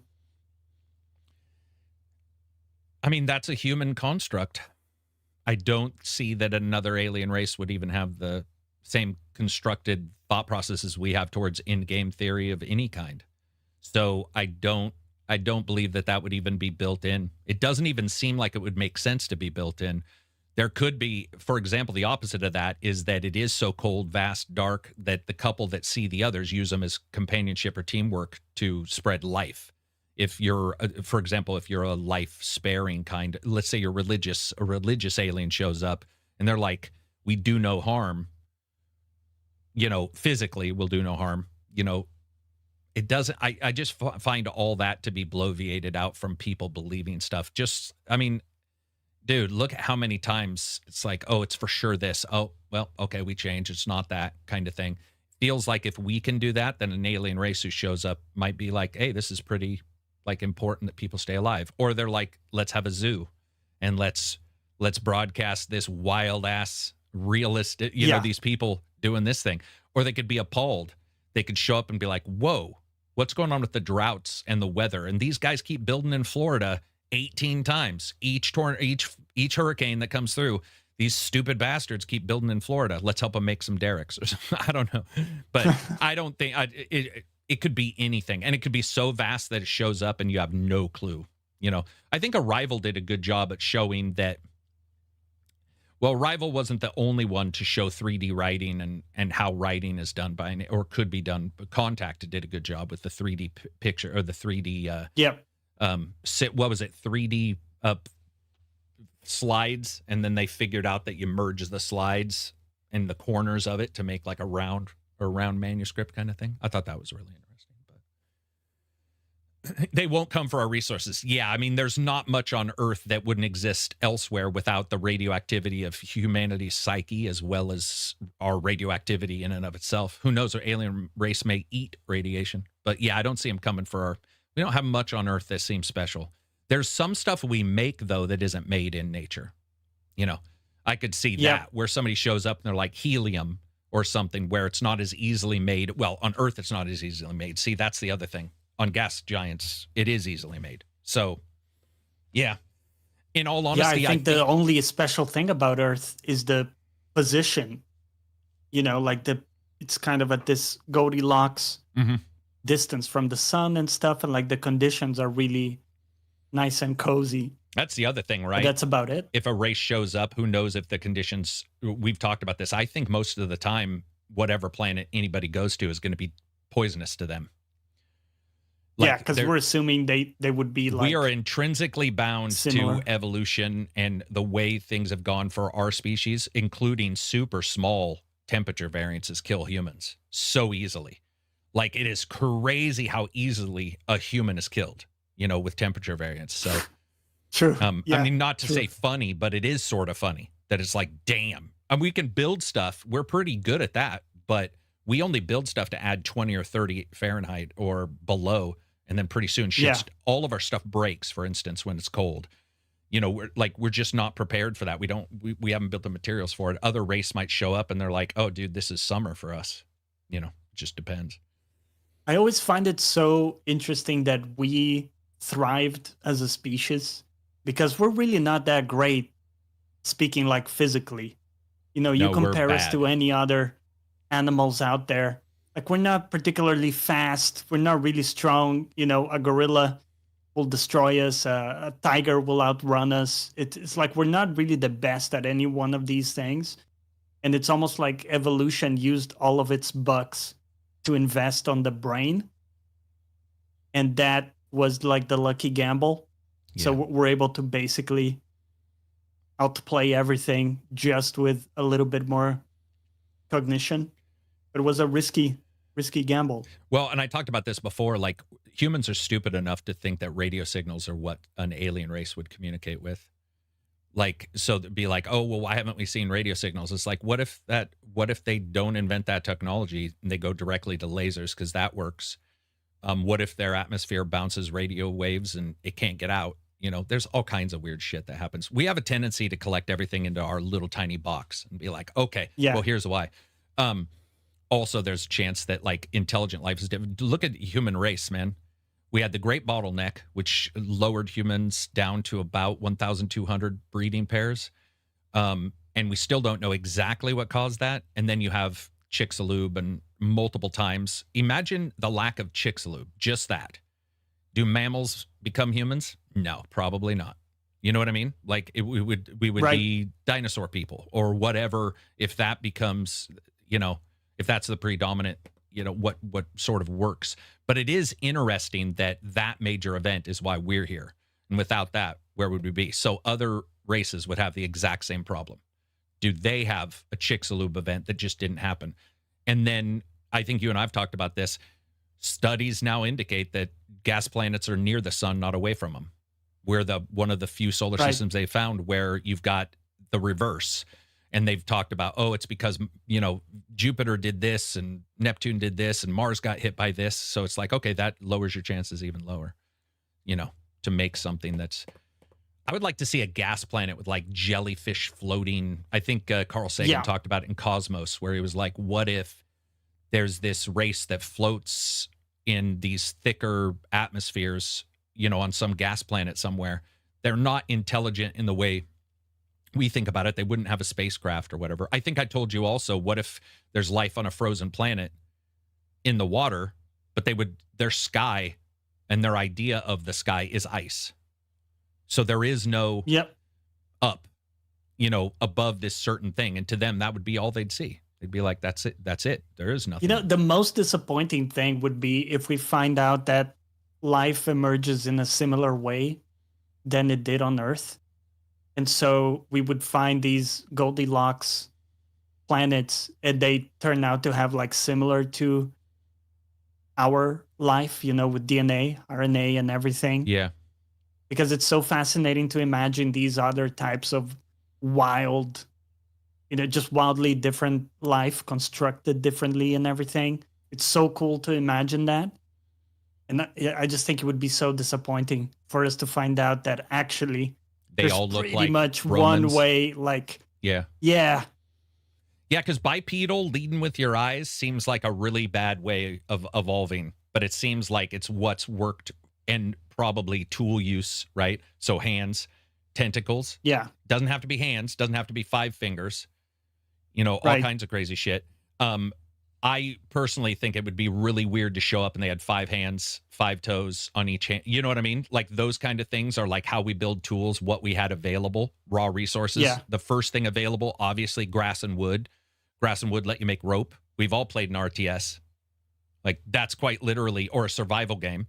But what would they have available? What if they were mostly water? They'd have a lot less available, or they would have to, coral from nearby coral reefs where they swim down, grab coral, make a weapon out of coral. Sorry. Coral. Yeah. Yeah, there's all kinds of crazy stuff like that. Yeah. It'd be interesting. I personally, it seems to me like whatever advancements, the chances of seeing anything is increased exponentially by better telescopes. And it seems like we continue to get better and better telescopes. So that's, to me, the most exciting is our telescope technology, some of the stuff we've done, or the idea that we fixed Hubble. I still think one of mankind's greatest achievements is fixing Hubble. Because, dude, that thing was messed. And to go up there and repair something that requires insane accuracy that's like beyond what people, the width of a human hair is always used, but this was smaller, changes. That kind of stuff that's amazing to me. Amazing human achievement to go up there and fix that, Or China, look at what China just did. Their pilots were getting into their escape, to go home, and there was a problem in that ship, and they did what Elon did in like 1 week. They sent up another ship and grabbed them. And that's a good step toward. That's what you need if you want astronauts to be in a space station. You need a fucking ship waiting on that. Get out of on that trouble. tarmac. Yeah, you need to get out of hell because I think that's the only thing is reducing the risk that causes the general populace to love something, to be more embracing. Right now, it's like you go up there. It took Elon. Well, it wasn't just Elon. They did all the shit NASA does and everybody does. It takes them 10 years to decide anything. The Chinese are like, fuck that, man.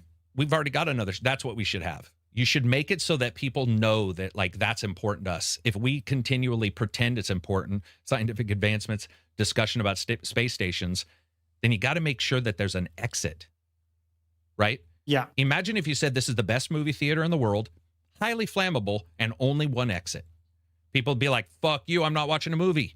Like, if that would just be a high oxygen movie theater. Super high amounts of oxygen, fire's really easy to start, everybody's smoking inside, one exit.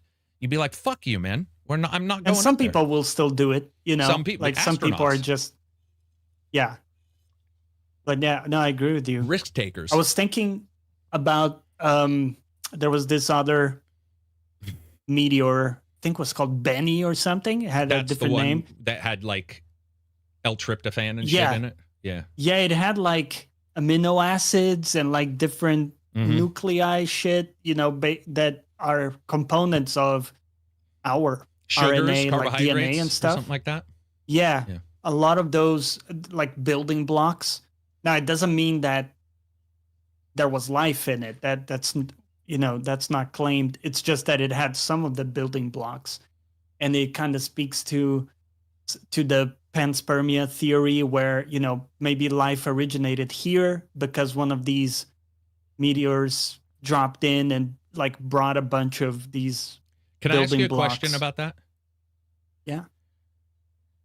why would life have to appear somewhere else to get here? Because life would have to appear somewhere else.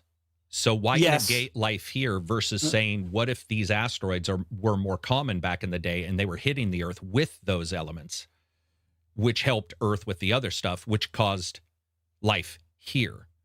Because I've always been bothered by panspermia because it seems like a get-out-of-jail-free card. It's almost like you're displacing the problem. You're displacing the problem. One step you're moving over, the problem like, over. And we still need to figure out how it originated started there. over there. So instead, just be like, okay, the shit smashes down, and at some point that, those, I mean, I don't know if you've heard this, but most scientists believe lightning was one of the first precursors of life, as in the effects that occur with lightning, the heat, all that kind of stuff, would have been one of the sort of the things in the petri dish that would have helped the shocks and the changes for things to meld together, as well as geothermal, ocean geothermal, as well as just lava and volcanoes. Yeah, dude, I don't know. Panspermia is so weird because it's like, okay, so let's go to that planet. Now, how did that planet get it? Yeah. And let's figure that out. What is it like? But you know what I was thinking? All the way down? What if we can't do generational ships that carry people to different planets and stuff, but what if we can effectively shoot meteors with the building blocks of life as we know it, basically shoot them to some of these Goldilocks planets that we find, and this would be something like a solar sail, the way we've envisioned it, where it's like it can accelerate almost, to the speed of light. It's a small thing, and we don't plan on it decelerating. It's just going, right? And it will eventually get to the planet, crash into it, and boom, it's like dropping the loot boxes. You just described every horror invasion movie ever made. Because that's why, look at all the alien movies. Look at Threshold, where they drop stuff and their DNA takes over. What if an alien, what if some poor family is sitting there and they see this hit and we take over? Like, dude, you just described, please don't ever run NASA. No, you wouldn't want to do that unless you had a sterile planet. Like Mars would be better. So why shoot them to another star? Shoot them to Mars, which we know is technically generally livable. Shoot some stuff there continually, or some of the moons. Yeah.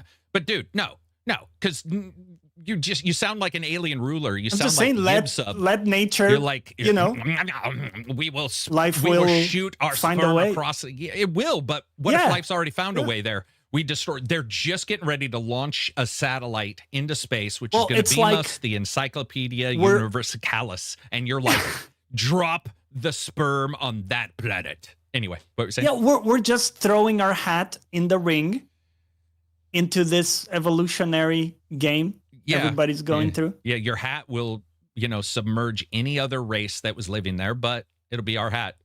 But that's what's funny. You just mentioned that as a valid thing. Alien race could say that. They could say, let's throw some comets out there with our alien sperm. I need to take a very short toilet break, by the way. Is that okay? Yeah, I'll be right back. Absolutely. I'll still hear you. Maharaja says, I've been enjoying MP4, but apparently the game falls apart in the second half. I'll see what happens. MP4. Metroid Prime. Gotcha. Sorry. Yeah. Anybody have any questions? Apparently some scientists have theorized octopus. Yeah, octopus definitely, for a little while, that's been debunked beyond belief, but for a little while, people are like, they must be different. And then looking at them and looking at their makeup, they're not even the craziest animal, man. Platypus, though. I would say platypus freaked me out. Platypus are amazing. But God was having a fun day that day, because a platypus is a weird-ass creature. What do you guys think for aliens? Anybody in here crazy enough to believe that comment is actually an alien vessel? And if you are, I still love you. Let's see.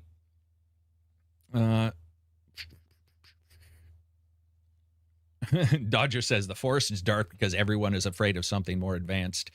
One of the craziest and easiest debunkings of that is to understand that there was something that was so advanced that kills everything. You would have to tell the other planets in the first place, so they wouldn't all be quiet.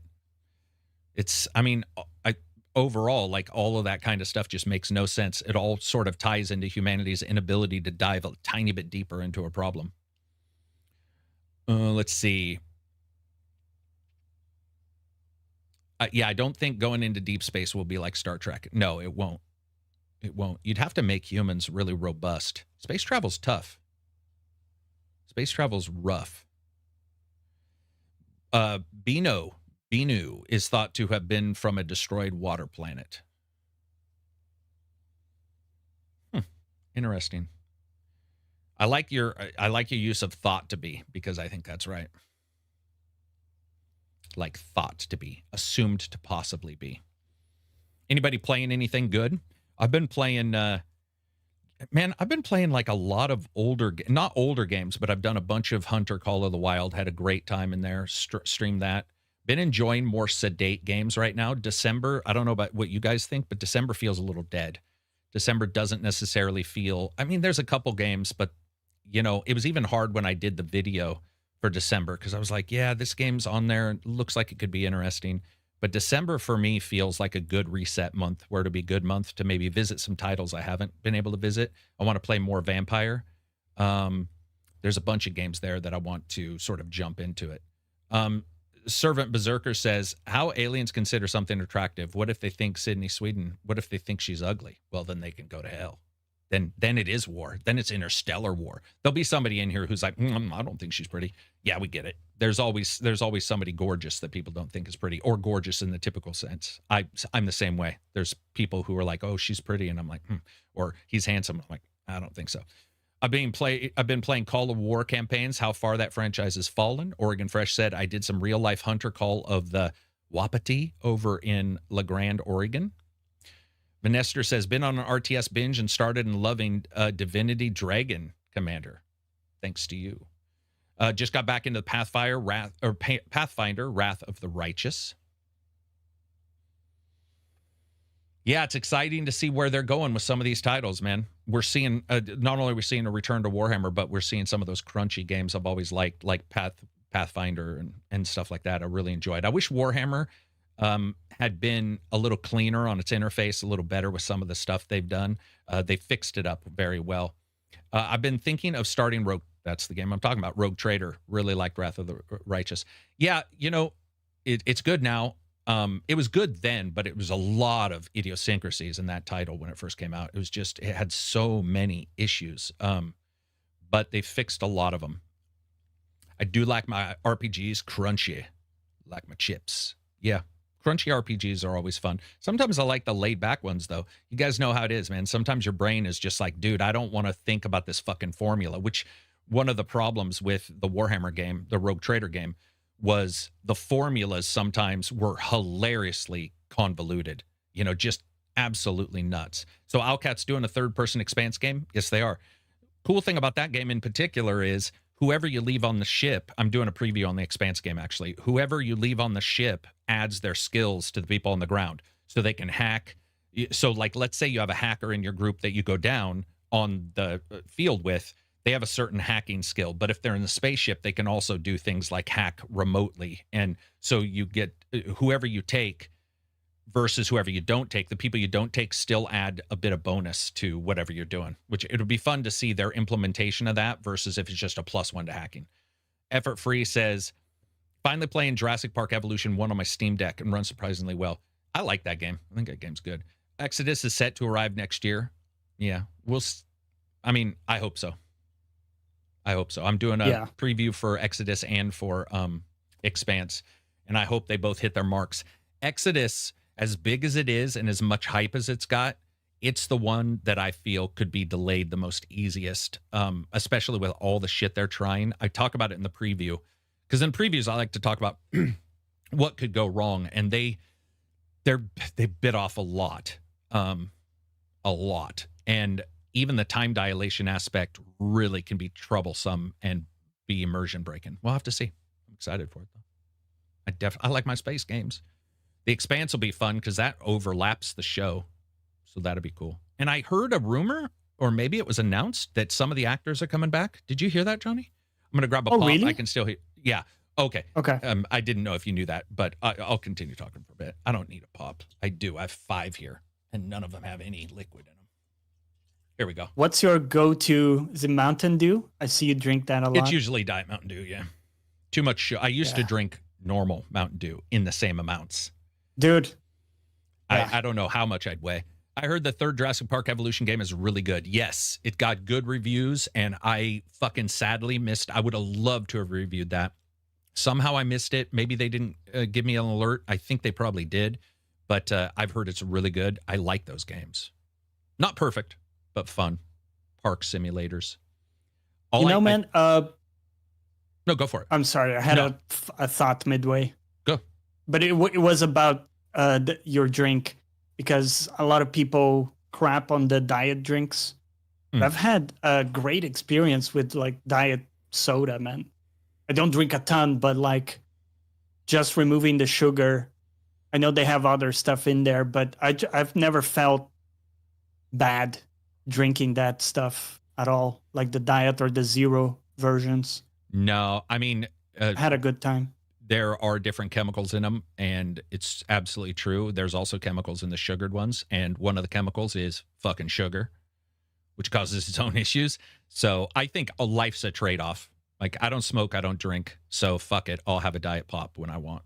You know, yeah. You got to trade off whatever works. And I will say I would shit on them in the old days because they tasted like fuck. Man, they were nasty. They tasted like armpit. Yeah. I remember Diet Pepsi used to taste. It was bitter because of the sugar, the false sugars they put in. It's just so gross, dude. They were not acceptable at all.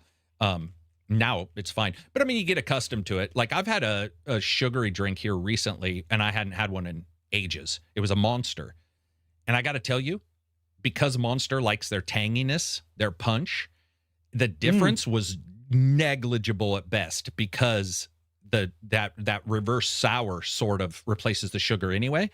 And I found that I liked the diet because it was a little too sugary when I had the sugared one. And then, of course, the 40 minutes of activity at 2,000%, and then the sugar dump afterwards is pretty raw, because I just don't have sugar. I mean, rarely have sugar, especially in a pop, because that's just sugar. They are just mainlining sugar. Yeah. Alcohol-free wine is interesting. Alcohol-free wine. Effort says, watch the preview they did on the day it released, and it looks super cool. Tons of customization options for creating islands. For what game? I don't know what that game is. That diet aftertaste just rubs me wrong. I don't get it anymore. Maybe I'm not... I might not be susceptible to the aftertaste of stuff, because I know that a couple things my wife hates and girlfriends have despised, they always mention the aftertaste, and I don't seem to notice that in almost everything. So yeah, maybe the aftertaste I'm just not, cognizant of. Oh, talking about evolution for creating islands. Very cool. Yeah. I got to play that more. I do own it. When was do you ever do any of the park simulator games, like Park Tycoon, Zoo Tycoon? A little bit. Yeah. I did the Zoo one, Planet Zoo. The recent one. That was good. I like the Jurassic Park one. I think I played the second one a fair bit on Game Pass. Had a good time with that. Yeah, they're all right. I kind of have to be on the right mood, though. Yeah, definitely. I mean, they're a certain type of game. They're sort of relax, hang out. I've streamed them. I don't know if I would mainline one. Unless it's you playing, because you're just like setting murder traps. Well, dude, and was it you watching me when they went nuts? All of the fucking, I just had fenced in all of the creatures. I scroll down and they break out again. And I'm like, what the fuck is going on with these? Instantly. Dude. Yeah. And then you got a guy in a pickup who can't drive, who's trying to shoot it. And, he's a clever girl. Pretty clever. He has the efficacy of a stormtrooper. Yeah. Oh, dude, it was ridiculous, man. And those games get a little complicated too sometimes when it takes 10 steps to do something, because game, versus like, all right, be a little bit better if there was that's the thing with some of these games is in the old days, you'd play them, and I say in the old days, but we'll just mean in the original. Many times they haven't fleshed out the steps. So it'll be like, send guy who heals and also tranquilizes and also traps the dinosaur. Then in the sequel, they'll be like, send guy who heals and tranquilizes, send another guy to trap. Then they're like, send a guy who heals only, send a guy who tranquilizes only, and send a guy who traps only.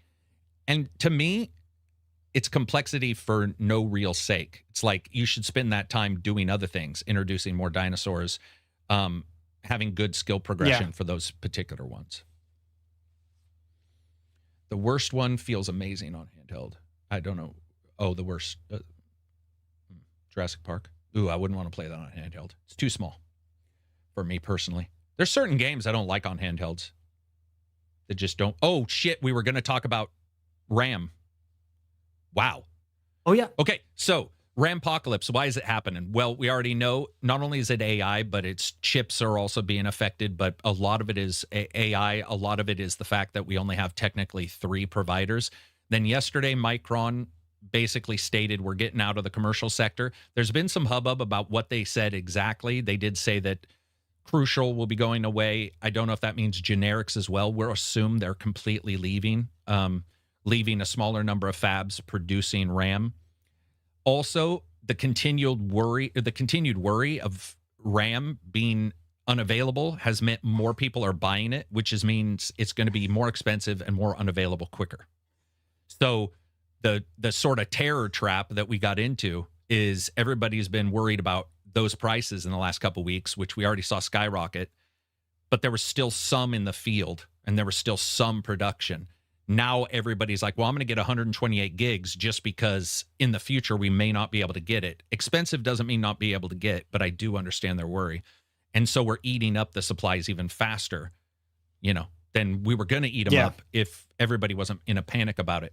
I had somebody who had 32 who's like, I'm getting 128 today because RAM could be expensive. And I'm like, okay, I understand where you're coming from, but I don't necessarily know if you need to get 128. That's, myself who has 128, I only, use 3/4 of that very rarely and a whole part of that almost never. And you're talking to somebody who runs 2 LLMs and Adobe Premiere at the same time. And I still really, and Firefox with 178 tabs, which was my count this morning. So that's a thing. So RAM's important. I will say this: some of the companies have delayed their price increases for mini PCs, and I think CyberPower or iBuyPower both stated they were going to sell their current allotment at whatever they got it at, and then they're raising their price. And I think they said 20 days, and I believe that was 15 days ago. I've still noticed that many of the mini PCs are super low, and they can have 64 gigs of that's laptop RAM, but I'm just saying those are still at the low price. Yeah, it's going to be rough, and it could be something where China, makes a couple of their own, multiple fabs, and suddenly you see that no one can compete with them price wise, because remember, this RAM also goes onto your GPU. It goes into your Raspberry Pi. It goes into anything that saves data, or needs RAM, which is pretty much everything. And then we're also looking at microchips now are starting to see the same brunt. So, yeah, it's going to be pretty crazy for a while. Consoles are going to have a tough time, Johnny. Consoles are going to have a tough fucking time. Like, because what's going to be the recovery? Like, how do we get back to... America's building 2 domestic lines, or one's already either up and did its first ship a couple days ago. I could be wrong on that, but I think WFF Tech or whatever that website is, I think they covered it. Yeah, growing domestic, you're going to have to. You're going to have to. And it's probably good in a way that we do and that every nation does, because it would be really nice to see a couple nations, and a couple more plants and a couple more companies than fucking 3, now 2. Yeah. That's pretty ridiculous. So, because I was just thinking naively, can't we just make more of this damn thing? Like, yeah. I mean, it could be a little like the Diamond Cartel, where a bunch of diamond is in a fucking vault somewhere, and we all know that diamond isn't actually nearly as worth as much as they control. It could, but we see multiple different companies trying to figure out ways to do it. Video cards are sold that way. every device in your house that has RAM chips in. I mean, it's a big deal. It's a big deal. It sucks. It sucks because I think a lot of people who understand the pre-built Skytech PC I bought in 2023 is now listed for 200 more. Okay, well that actually isn't that bad. I thought you said 2,000 more. I was like, oh damn. But yeah, the Rampocalypse is a big deal, and the only way to fix it will be to build other fabs. It will not be to assume at some point RAM won't be used by AI, more computing centers. We're not the only nation doing it. So for some reason, it's always confined to the West, and it's like, dude, Russia, everybody is buying this stuff. It's absolutely insane. There is no nation that isn't looking towards data centers and that kind of stuff. So yeah. Let's see. I just bought RAM and sides. Sides? What's sides? I don't know what that means. Mojo said just bought RAM and sides. Sides. Find out his case had no sides on it. Just bought it, just a fucking frame. He's like, man, I just put the motherboard on my floor and the carpet and just turn this thing on. That'll be safe. Remember Moore's Law? I'm gonna grab a which pop. Was this thing where like every X years we're doubling. I don't think that's holding, right? I'm sure we're no longer scaling in that way. Like we can't get stuff to be smaller at this point, and it's I think we're plateauing there, right? So it depends on. At least I don't imagine we can keep scaling up. It depends on computational power, because people think of Moore's Law as just speed, because it originally was faster, more complex, but we're building out wider. And then we're stacking things. So technically, no, Moore's Law is probably super hard for us to hit as we continue to move forward. It also has been times where we've doubled faster than Moore's Law. Moore's Law is like this thing that's mentioned in a way like EMC squared or something like that, where it's just stupid because one is taking into account all this other random shit. The other is like, here's a fundamental law of the universe. So we're going to say these two are equal. They are not equal. There's been times where we've doubled it in the same allotted amount of time, and there's been times where we haven't. So I think it was a good thought process on his part, but nanometer technology is rough right now. When you get super small, you get super dirty. I mean, then there's issues with electrons jumping between chip connects when you get super small. Yeah. So where the electrons just like, I'm going to be over here. And so you have error just correction. Flipping. Yeah. And when you have error correction, it slows things down. So you have all kinds of problems there. Do you know where we could increase? I mean, if you look at the things on the motherboard setups are still pretty shit. The lanes that they have are still pretty shit. We could see increases there, especially when a company will sell you a fucking motherboard with 5 PCIe slots, or 4, let's say, plus an NVMe, and you get ready to install your stuff, and inevitably you didn't read the manual, which states 2 or 3 of these share bandwidth or whatever. Because, oh God, I hate that so much, dude. Man. It's ridiculous. So that is a place where I'd like to see motherboards improve, Northbridge improve. Because oftentimes you have to pick. You know, do you want to use NVMe's or do you want to use your PCIe card? And oftentimes you can't have both. Yeah. Is this worse than a couple years ago during the Bitcoin mining fiasco? It is way worse. Way worse. Yeah. Damn. Yeah. You know why? Because they're also all using x64 chips. If you remember in the Bitcoin era, it started to use ASCII chips, and those became super fast for what they did, but they weren't in direct competition like this is. Everything's in competition for basically x64, like your normal chips and your normal RAM. And I don't see that going away anytime soon. I mean, also because of the fact we don't see all kinds of new fabs popping out of nowhere, that also means it's probably really hard to do. Or yeah, because you need the materials, right? Yeah, you need the raw materials, and I'm just thinking the incentives are so high for people to make more of this stuff. I mean, NVMe's already gone up. It must just be so hard, to do.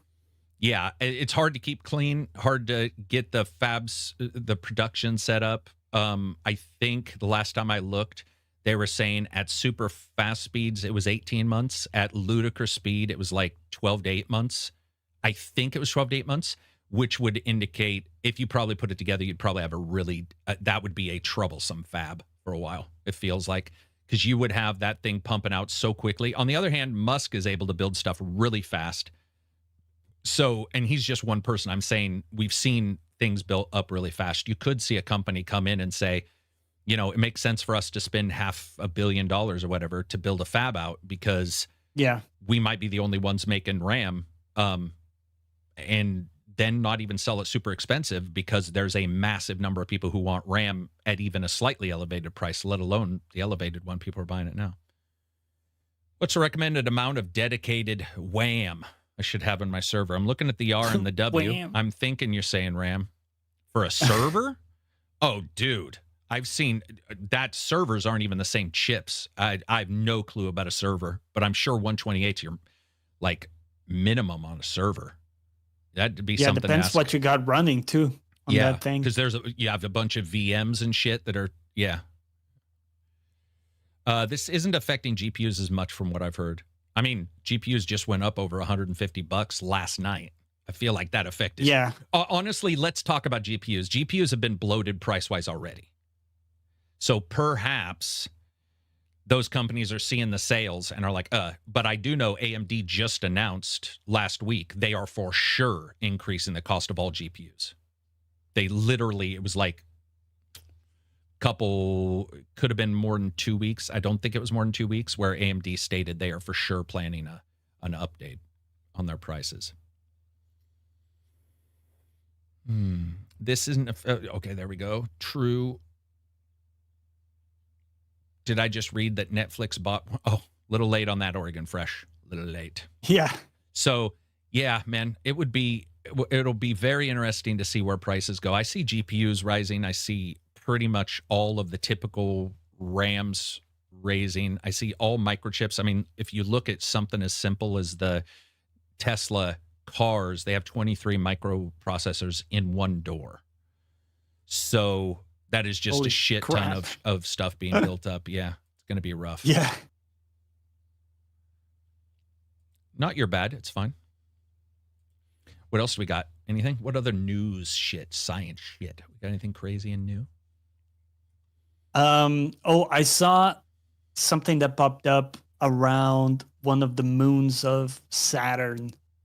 That was interesting. Let me find that. So this moon called Enceladus. I don't know how to pronounce it. Enceladus is what it's. Enceladus. Yeah. But go ahead. Nice. Yeah. So fresh data shows surprising heat around the North Pole, suggesting its underground ocean is more active and possibly more habitable. Oh, no shit. Than expected. I just think these moons are... This is where I would place my bet on if there's anything going on.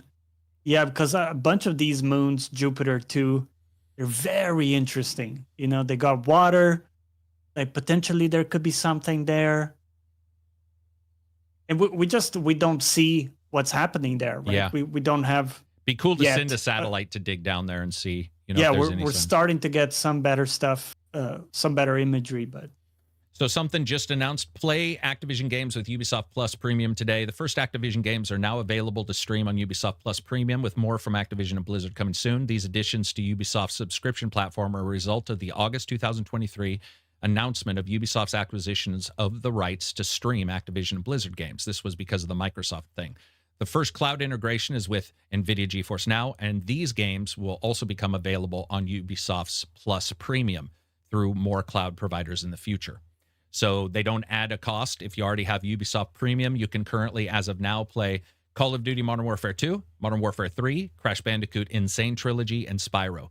So I can now talk about this because they're talking about the streaming. I've been able to stream a couple games from Ubisoft Plus's streaming service, and I can only speak towards what I was able to do at that time. It was phenomenal.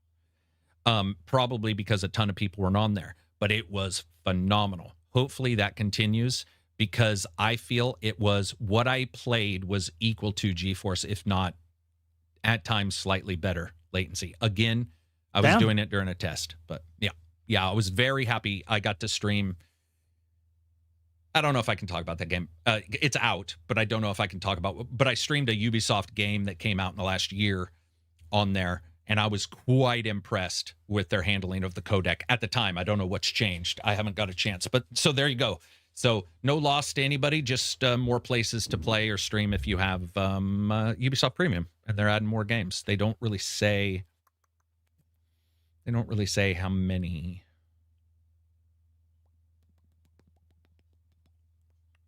Don't really say how many are headed here, though. So, there you go for that. Streaming some games. But they do say the first is through integration with GeForce Now. I think that means if you have the game and you also have Uplay Plus, you stream.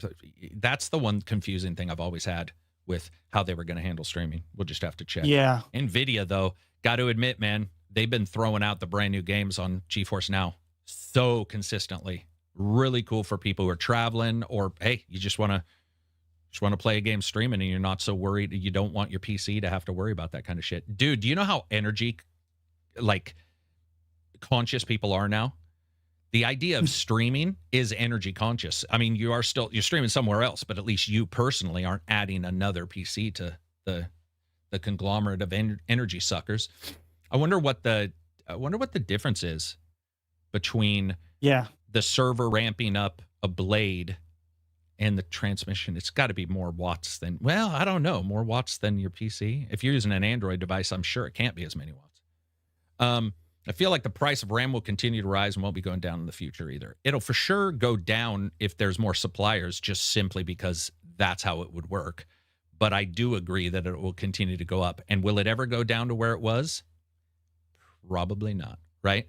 Have we seen something return back? I don't think we've ever really. I mean, we have with COVID, because things just got crazy and people were trying to open up businesses at the COVID prices and it wasn't working. But GPUs, they've gone down compared to some of the worst times, but they haven't gone down to the good under times, right? Yeah. Do you know who did though? Hey, this is why competition is good. Intel. Now, those aren't the best GPUs in the world. They're a midline GPU, but they're making strides, and it's always nice to see a competitor. They also have high RAM versions, which unfortunately is getting hit by the RAM situation. So here, let me tell you about how bad timing works. Intel starts releasing the bigger RAM versions, and a lot of people who want to do LLMs and games are like, oh, great, it does both. And right when everybody starts throwing, and right when gamers want more VRAM, because a lot of gamers still running 2, maybe 12. Many gamers are. I'm running 24. You're running 32. We get hit by the RAM shortage and the VRAM shortage. It's like, oh, shit. So everybody's got hit. It's why it sucks. Yeah. I've played on a 5080 for GeForce a couple times. I've seen one pop up. I think it was Cyberpunk popped up. That's the thing I hate. They apply it only to certain games, which I'm assuming has to do with performance. But guess what? If it does, have GeForce do ARMA of any game in the world that needs a 5080. Even the Reforger needs that. We got anything else? Let's see. Oh, I saw something that was interesting as well. The Fermi telescope detected some gamma ray activity. There was like a glow in the Milky Way, like in the center of the Milky Way. And they were saying that aligns with predictions of dark matter. Oh, yeah. I did annihilation and different effects that were predicted. So if that turns out to be real, that would be confirmation of the existence of dark matter, which until now we haven't had, right? It's been just postulated as this kind of opposite to gravity force that's kind of like resisting it in some way, right? It was something that was just plugged into equations to make them work. You know what's always interesting? Same exact line of thought. Not every galaxy has a supermassive black hole, but when you see a supermassive black hole at the center of a galaxy, you think to yourself, that's why it's all spinning around this thing. And then you find out, no, it's not even close to that powerful. black holes powerful up close, but when you get to those distances, it's not. And I've always wondered, like, has dark matter changed? And are there supermassive black holes that, for whatever reason, they're in dark spaces where they're not affecting anything? The Great Attractor is one weird situation where they're like, nothing should be. We can't figure out why all these all these galaxies seem to be pulled towards this thing. And it's like, maybe dark matter is just in these pockets. But I don't know. Dark matter is so confusing, man. Because dude, doesn't it feel like a cop-out? Well, 97% of the universe is dark matter that we can't see or see an effect for. And you're like, well, I mean, they can see the effect, obviously. That's why it was created in the first place. But I mean, you can't see any direct effect where you're like, oh, dark matter's here or here. It's just, it exists. It's more like the absence of. Yes. Yeah. Kind of. The other thing that's really cool is the idea that, and this is what I firmly believe because it only makes sense, that at the beginning of the universe, time's completely different because it was all condensed and gravity does affect time. So then it extends and everything explodes out to this infinitesimally large section in the first 10 millionth of a second of the universe. And I've always wondered, like, if we lived to be billion more years, somehow, and we looked back, if time would be completely different, like, and you'd have to register it as now versus then, which would be impossible. But like, would it be super long? Would it be, like, how exactly would that come about? Time is weird because it is a weird construct, man. And there's a couple scientists who are now saying time isn't, so entropy is normally how you identify things. But one crazy thing that one scientist was talking about is, and he was describing it, I'm sure it's going to be debunked, but he was talking about how we always say time is entropy and things are breaking apart and all that stuff, but it's truly not that, because we're also seeing stars collect things and build new things. So it's like, at what scale does time actually matter? Does it because if it's just the entropy and the changing of matter to something else, I don't know. It's weird. It's well beyond my station, man. I don't think we need to even understand time. Time seems pretty. We're stuck in it, I guess. It seems like it is just what it is, and we'll probably never be able to figure out what came first. Maybe it is just that arrow of time that, it's just we're going in this direction of, like, the teacup falls and it breaks and it doesn't go the opposite direction, right? Well, can you imagine study being reversed in a universe where shit was reversed? You'd see the teacup, you'd see unbreaking, like, but you wouldn't be able to study it because study would happen in reverse too. You wouldn't be able to research it because that research would be in reverse. Dude, it would be so weird. Time is an odd soup. Well, the thing with it is that we always experience it in the same way. It doesn't matter if we are next to a black hole or like a big source of gravity. It appears the only difference is relative to others, right? So, like, when you compare clocks, you would be at some point Matthew McConaughey, at the station having a cry because his kid is now an adult, but for him, nothing weird happened. Do you know what was sad? Like, the day still was the same. The day was still the same, yeah. Do you know what's weird about Interstellar? He shows up at his daughter's bedside, and his daughter basically says, "It's good to see you, but I've got my own family now." She literally, go listen to the one-liner. She basically is like, "You take care of yourself. I've got my own family, and they're here." And her dad, who has only lived a couple years in the trip and doing all his shit, basically is told by the one person he wanted to get back to, "Hey, you know what? Go play baseball in our circular cornfield in the back. Just go, old move grandpa. On. Yeah, move on. I've got my family here." And I'm like, what the fuck? I like Interstellar, but I'm not the biggest fan of a lot of what occurs there. Like when Big Mouth, whatever her name is, cat swallower. What's her name? What's her name? Anne Hathaway. Anne Hathaway shows up with a giant mouthed Joker smile, cries her way. She does have a powerful dude.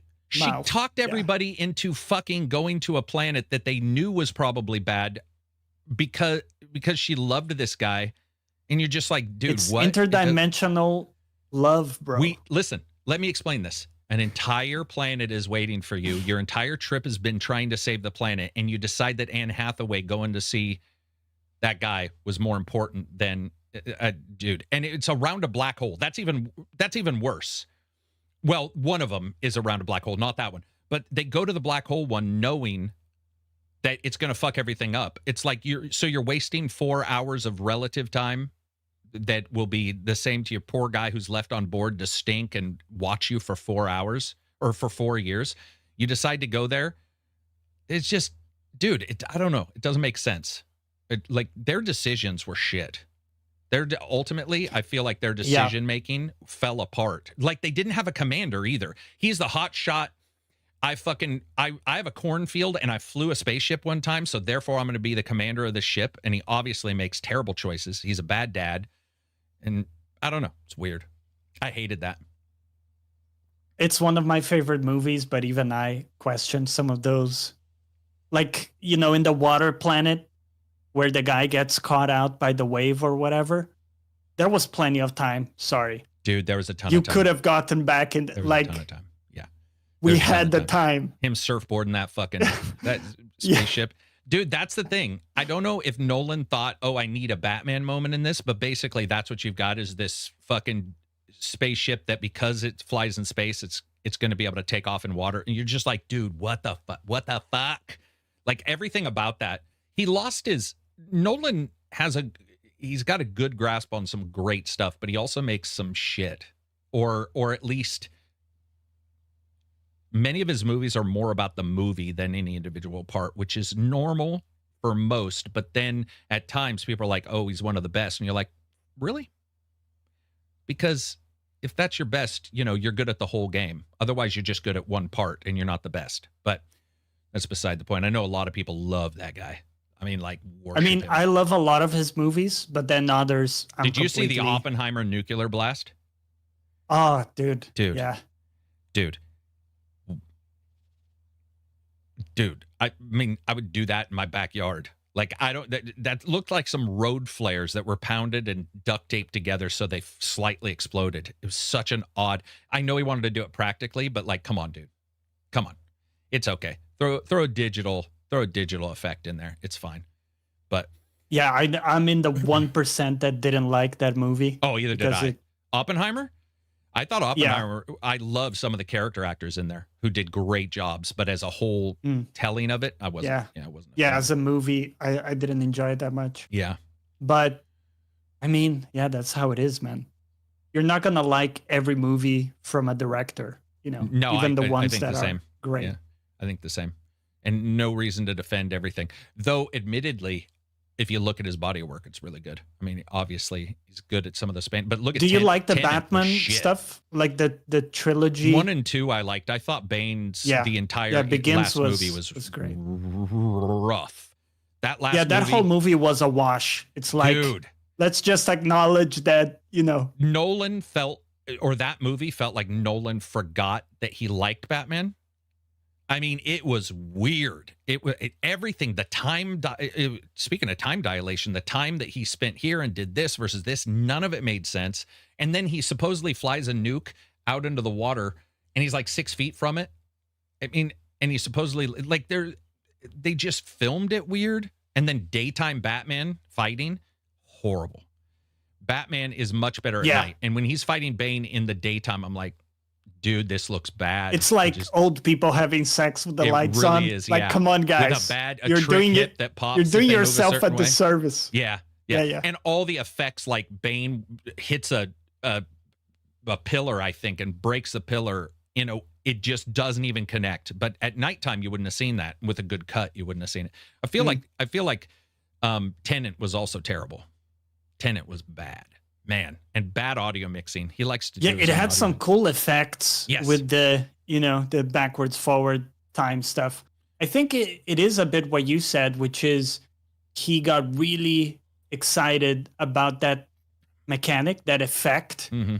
And the whole movie in a way was made to showcase that rather than, you know, I mean, it had a message. It was, I enjoyed it, but still, just felt like a lot of it was showcasing that cool effect. Have you seen The Adjustment Bureau? No. Matthew McConaughey, dude, put it on your list. This is an unsung bit of a hero. I don't want to spoil it. It's Matthew McConaughey and the chick from Edge of Nowhere, or right, Edge of Nowhere, the one with Tom Cruise, time repeating. Emily Blunt. Yeah, I think so. Yes, yeah. Emily Blunt. Dude, it's good. Watch Adjustment Bureau. Trust me, you will like it. It is. I know you well enough to know you will like Adjustment Bureau. It, like I said, unsung, a bit of an unsung, not classic by any means, but a bit of an unsung science fiction reality movie. Okay, I can see it here. Very good. Noted. Very good. Matt Damon. I still think if we have a World Police game, it would rock. World Police in the guise of like South Park's games, RPG, cutting the puppet strings to fucking kill them, doing all kinds of stuff, taken over by like being able to control the enemies with, little pup marionette. God damn, that'd be good. Somebody mentioned fucking. Well, no, I think I said Matt Damon. I like the book better, Edge of Tomorrow. Good for you. I'm glad somebody reads still. Reading's hard in this day and age. It is. Dude, yeah. It's tough. It's tough. I've had a tough time the last couple of weeks, and I actually have a setup just to make me read. And like, have you? Because you read a ton sometimes. I do read a ton, but what I mean is like a novel. And what's happened in the last 2 weeks is I've been having a hard time going to sleep, which makes me try to sit and go to sleep, which is worse. So what I found is reading like articles and stuff work better than a novel for some reason. And I really haven't found a novel that I've gravitated to. About 2 weeks ago, I finished one, and I've been having a hard time. I've got the first book of Exodus, the video game that's coming out. First book that's based in that world. And I've read a lot of that, and I like that one a lot. But I must not love it because it hasn't kept my attention, right? Yeah. Reading's hard, man. Do you ever find reading a book, if you're accustomed to scrolling and all that reading a book, sometimes your brain auto scrolls or something? Like my eyes will sometimes flick between a paragraph as if my brain is like, it needs to center the paragraph. Like when I read, I usually don't read to the bottom. I read about 3/4 of the way and then scroll a little bit. And when I'm reading a book, there'll be times where my eyes will be like, and I'll be like, what the fuck was that? And then I realize my brain is saying, can you bring this up to the center, please? Center line this bitch. Yeah. Yeah, interesting. Do you have a Kindle? I do, but I've been on just enjoying reading physical quite a lot. Feels good. Just getting the physical book. I'm reading right now one that's called Dungeon Crawler. Carl? Mm-hmm. Yeah, you heard about that one. Mm-hmm. It's really fun. And then I'm reading one that is called The Age of Madness, I think, by Joe Abercrombie. It's a trilogy he's got. Pretty cool. I had read his first trilogy, which was The First Law, I think. I think it is The First Law. Have you ever dabbled in that stuff? I read the first book of that. Yeah. Yeah, it was pretty good. It didn't grab you? At the time, no, but I didn't have any issues with it. It's just, how it is. Sometimes I'll be in the mood for cyberpunk for like 5 years and then in the mood for post-apocalyptic for like 5 years. It very much depends on your, like in the moment, Also, this is going to sound really weird, but with science advancing and all this stuff, books are becoming aged really quickly. So what I've been doing is reading a bunch of books I know will most likely age out technologically very quickly. So if I know a book about space travel or whatever is probably generally wrong, I'll try to go and read it a little bit, get a good read in before my brain sits on it and goes, this is wrong, because I like those books. So I've been rereading a couple that I know their science is like, now we've sort of proven their science is wrong, sort of get one good read out of it and be like, okay, that one's on the shelf probably forever. Or I just lie to myself and say it's an alternate dimension or an alternate history. Depends on how brutally bad the sci-fi, I read John Carter of Mars recently, and that's fucking a man going to Mars and running around with fucking savages. So I was able to, I was able to read that one for some reason. But they can be tough. What else do we got? Is that about it? I think that's about it. All right. Anything else going on? Us. Any other? Just curious. Any shows you're watching? Anything at the moment? Finishing up Resident, which is a good ER/medical show. Finished up a rewatch of The Pit. But my favorite, thank you for asking, because you just reminded me I wanted to talk about this. I talked about it in the side podcast, but a lot of people don't listen to those, is Strike Back. And it is Far Cry, the show. It is amazing.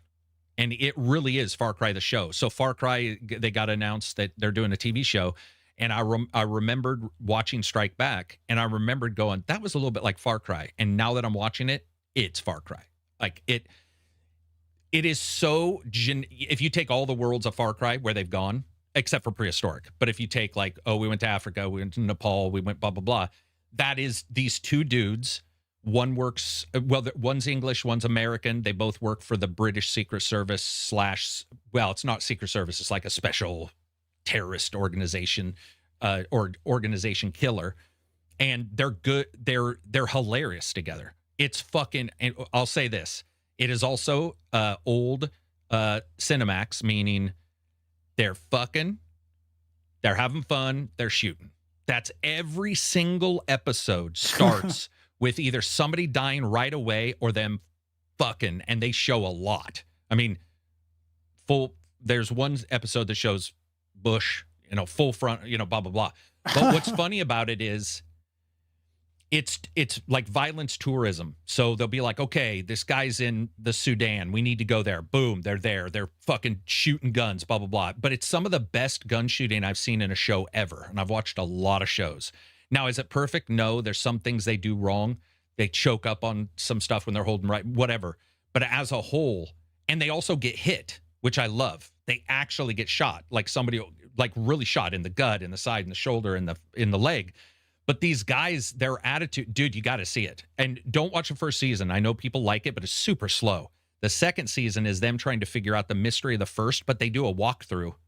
They do a walkthrough not only at the starting, but the main character explains it to the other character he's hiring.